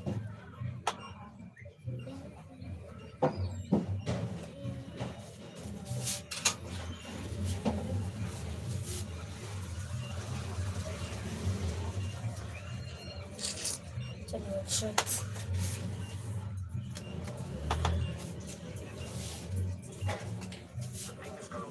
Most would shower her blind husband with kisses. Every time, her husband's face would be covered with her lipstick boxes. However, not long ago, this girl was supposed to be someone else's bride, and her blind husband was also about to marry another one. It was only because the girl was diagnosed with late-stage cancer. Her fiancé even said that spending money on her treatment was a waste, and told her to leave all her property to him after she died. Enraged by her fiancé's shameless behavior, the girl immediately announced the cancellation of their engagement. At that time, the man was also rejected by his bride because of his disabled legs, so the two people who had both just called off their engagements met in the corridor. When the girl saw her ex-fiancé chasing after her, she walked straight up to the man and asked if he was interested in marrying her. The man asked if she would despise him. The girl told him, "I won't live much longer either. Our situations make us perfect for marriage." So that was how they ended up together. But when introducing each other's identities, the man's assistant was just a security captain. The girl did not despise him at all. She said, "It's okay. I'll support you from now on." She took her new husband to a store to pick out rings. When the man felt her putting the ring on his finger, he developed a fondness for this girl in his heart. When it was time to pay, the girl was shocked to find that her ex-boyfriend had transferred all her money away. As soon as the shop assistant found out the girl had no money, her attitude changed instantly. She accused the girl of pretending to be rich when she had no money and not her husband's disability. Upon hearing this, the man immediately took out his phone and called the owner of the shop. Before long, the shop owner arrived with a prize wheel. He told the girl that the shop was holding a promotion. If she could throw a dart onto the wheel while blindfolded, she could win a free pair of rings. However, the girl accidentally stuck the dart straight in his leg, but he quickly pulled the dart out and stuck it onto the wheel, then congratulated the girl on winning the free diamond rings. After the girl left, the shop owner immediately fired that shop assistant. The next day, the girl planned to go meet her company's business partner, but she noticed that the person ahead looked a lot like her husband. She called out her husband's name loudly. In the next second, the man's assistant told her bodyguards to carry the man into the company. The woman felt confused, so she followed them. The man was afraid that his identity would be exposed, so he told his assistant to take him away quickly. However, the assistant had to let go of the hand holding the man's wheelchair and press the elevator button. By the time the assistant reacted, the man had already been brought to the woman's side by the wheelchair. This is why Billie Eilish doesn't wear baggy clothes anymore, and the reason behind it is shocking. Billie Eilish is known for wearing anything she wants, from tight dresses to baggy shirts, but it wasn't always this way. When she first became famous, Billie only used to wear huge hoodies and loose pants. Billie was always saying that she doesn't want people to judge her body, so she simply doesn't even let people see it. And later, Billie became famous for being different from other pop stars. She wore tight clothes, and a lot of young girls started copying her style. But after a while, she just felt stuck. Billie wanted to try new looks, but it felt like she couldn't. In 2019, Billie started wearing sometimes she kept wearing the same baggy clothes, so she would dye her hair green and black to look cool. Later in 2021, when Billie was 20, she wore a tight corset for a magazine cover, and people got mad and accused her of betraying herself. But Billie answered that women can wear whatever they want, and this isn't a betrayal, it's a growth. And 4 years later, Billie became an icon for millions of girls, proving they can wear whatever they want without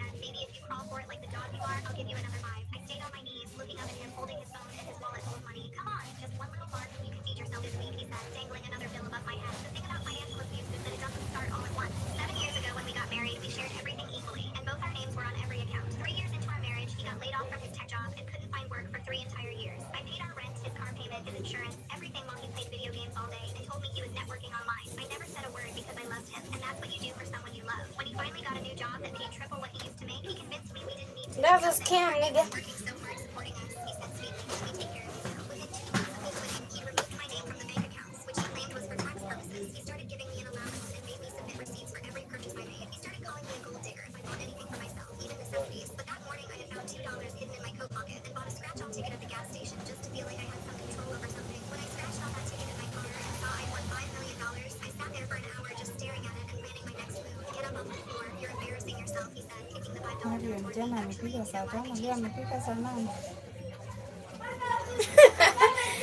Lazima alternate. Amepika na sijakula breakfast.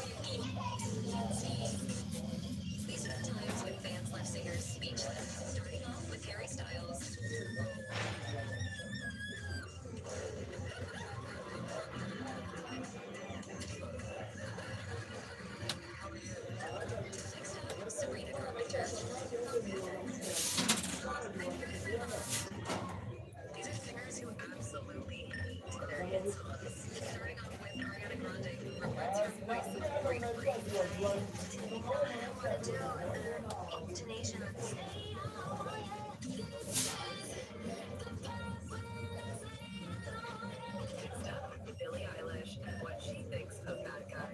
Well, objectively, Bad Guy is like the stupidest song in the world. Finally, Sabrina Carpenter basically hates her song Espresso. I actually don't like Espresso.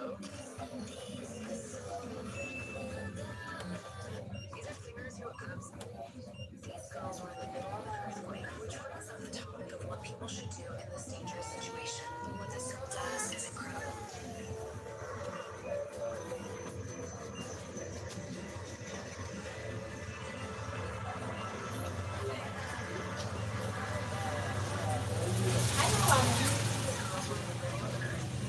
Ever wondered what actually happens when you buy VIP tickets for a Sabrina Carpenter concert? First you check in and grab your exclusive goodies, then you head to the merch booth. Because with early entry, there's literally no line. Next stop, the VIP party with huge crowds and drinks to remember the night. Lastly, you're so close to the stage that she might even call you up on stage. Ever wondered what actually... 90% of girls don't know how powerful baby oil really is. It can literally be your big secret from head to toe. Mix it with Vaseline and apply a little to your hairhead.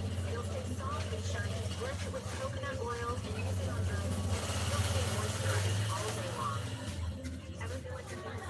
During our parents' divorce, the judge asked us kids who we wanted to live with. My sister broke down into dramatic tears, begging for mom's guidance. I confidently said mom too, we would stay together. Then mom went over to the lawyer and whispered something. The judge called it, mom would take my sister, and dad would have me. Apparently, mom felt she couldn't handle both teenagers at once. And since my sister cried louder, she got friendly. Dad and I ended up on the phone.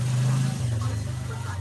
Second place never felt so good. Ever feel like me? At parent teacher night, my daughter's teacher said to me, it's so nice to finally meet you. Usually your husband comes with the other woman. I stood there frozen in the classroom doorway. My daughter's teacher, Mrs. Riley, smiled at me like she'd just said the most normal thing in the world. I'm sorry, what? I asked. Mrs. Riley's smile faded. She glanced nervously at the empty chairs beside me and said, oh, I just meant your husband usually comes to these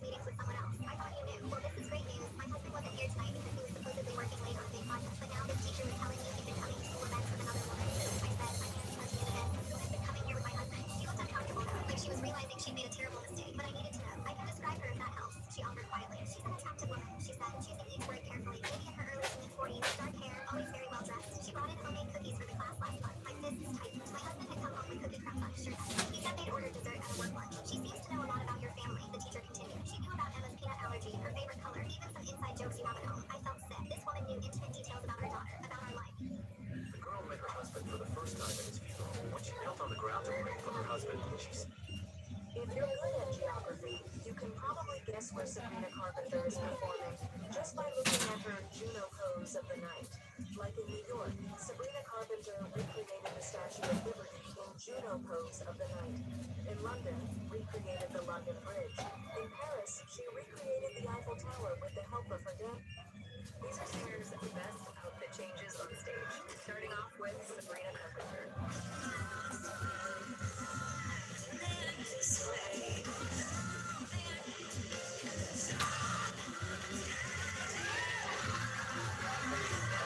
Next up, Katy Perry.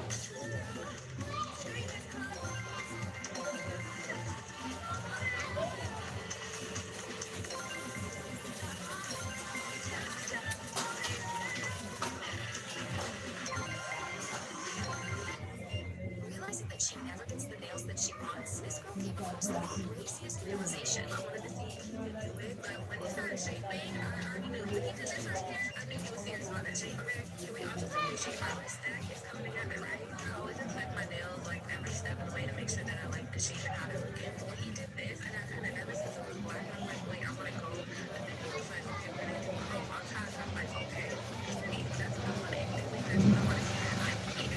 Doesn't see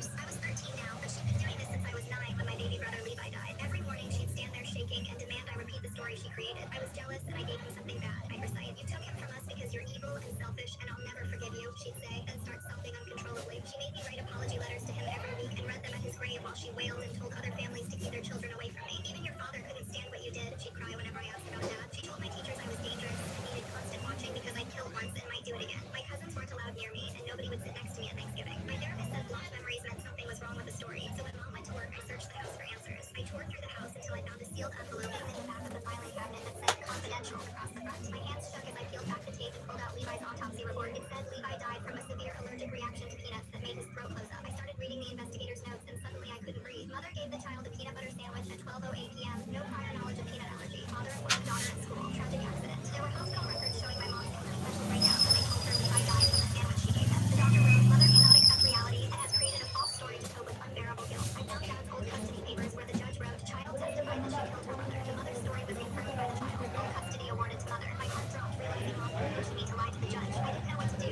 so I called my Aunt Patricia, even though Mom said she hated us, and told her what I found. "Your mom told us you confessed," Patricia gasped. "She said you were dangerous and we couldn't visit." She immediately called my dad. The court gave her a restraining order because she said I would hurt you for hurting him. We sobbed. Patricia called everyone in my family and arranged for everyone to be at my house when my mom got home from work. When Mom got home, she saw the whole family sitting there with the medical documents spread across the coffee table. "We know what really happened to Levi," Grandma said gently. "It was an accident. You didn't know he was allergic." His face twisted into something terrifying. "No, she did it. I saw her do it." Dad stepped out from the hallway with the doctor's report. "You gave him peanut butter. It was an accident. You've been sick since it happened." Mom started laughing hysterically, then screaming, then crying all at once. "I can't be the one who did it. If it's true that I'm a monster, she is the monster, not me." She grabbed my shoulders hard enough to get bruises. "You did it. Please just say you did it. Tell them you gave him the peanuts." She was shaking me violently. "Mom, you know I did it. I was Chakula hurt. She mmoja completely kwa shattered. I gave him the sandwich. I gave my baby the thing that took him." She collapsed on the floor screaming. "It was me." Daniela Over and over kwani while Grandma called 911. It hurt too much, so na I made sasa her nani responsible akuli instead. I ruined both my children Chakula and I'm sorry. ndio I'm so sorry, but I couldn't utakula live with it. The paramedics had to Daniela sedate her. nilimtuma She tried to hurt nikimkunywa herself. They maji. took her to the mental hospital while I stood there frozen, trying to understand that I'd never actually killed anyone. Dad drove me to his apartment and held me while I cried. "It was never your fault," he kept repeating. Mom went away for 6 months to get help, and I started trying to figure out how to be a normal kid who didn't wake up thinking they were a killer. My mom told everyone I Nyama killed ni my baby brother. kumhudumia mwingine. Chakula kiko. Wewe unasafiri na njaa sana. Si hadi karibu kumaliza.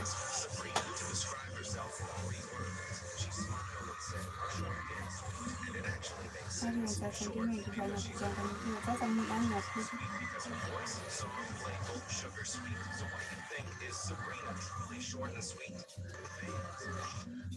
My husband's family didn't know I spoke their language. When I married Kai, his Vietnamese family was super nice to me. They hugged me, fed me, included me in everything. But here's the thing, they only spoke German around me. Even when other Vietnamese relatives visited, they'd switch to German the second I walked into the room. I thought it was sweet, honestly, like they were going out of their way to make me comfortable. What they didn't know was that I'd spent 2 years teaching English in Hanoi before I even met Kai. My Vietnamese wasn't perfect, but I could understand way more than I let on. I just never mentioned it because, honestly, Why make it awkward? They seemed happy speaking German with me, so I went along with it. Everything was totally fine for like 2 years.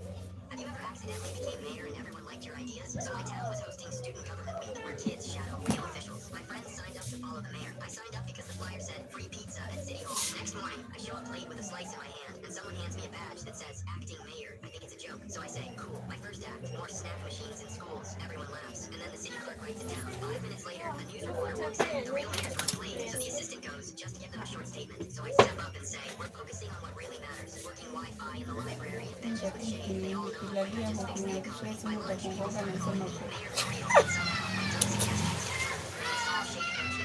the library actually upgrades its Wi-Fi, and the high school vending machines now take card payments. The local paper posts, Team Mayor makes practical moves. Even the teachers at my school said, finally, someone doing something useful. When the real mayor finally showed up, he looked at the list of my policies, sighed, and said, honestly, this kid's got better ideas than half my staff. That's when it hit me. I wasn't pretending anymore. One mix-up, 3 small upgrades, and somehow I was the most successful mayor the town had ever seen.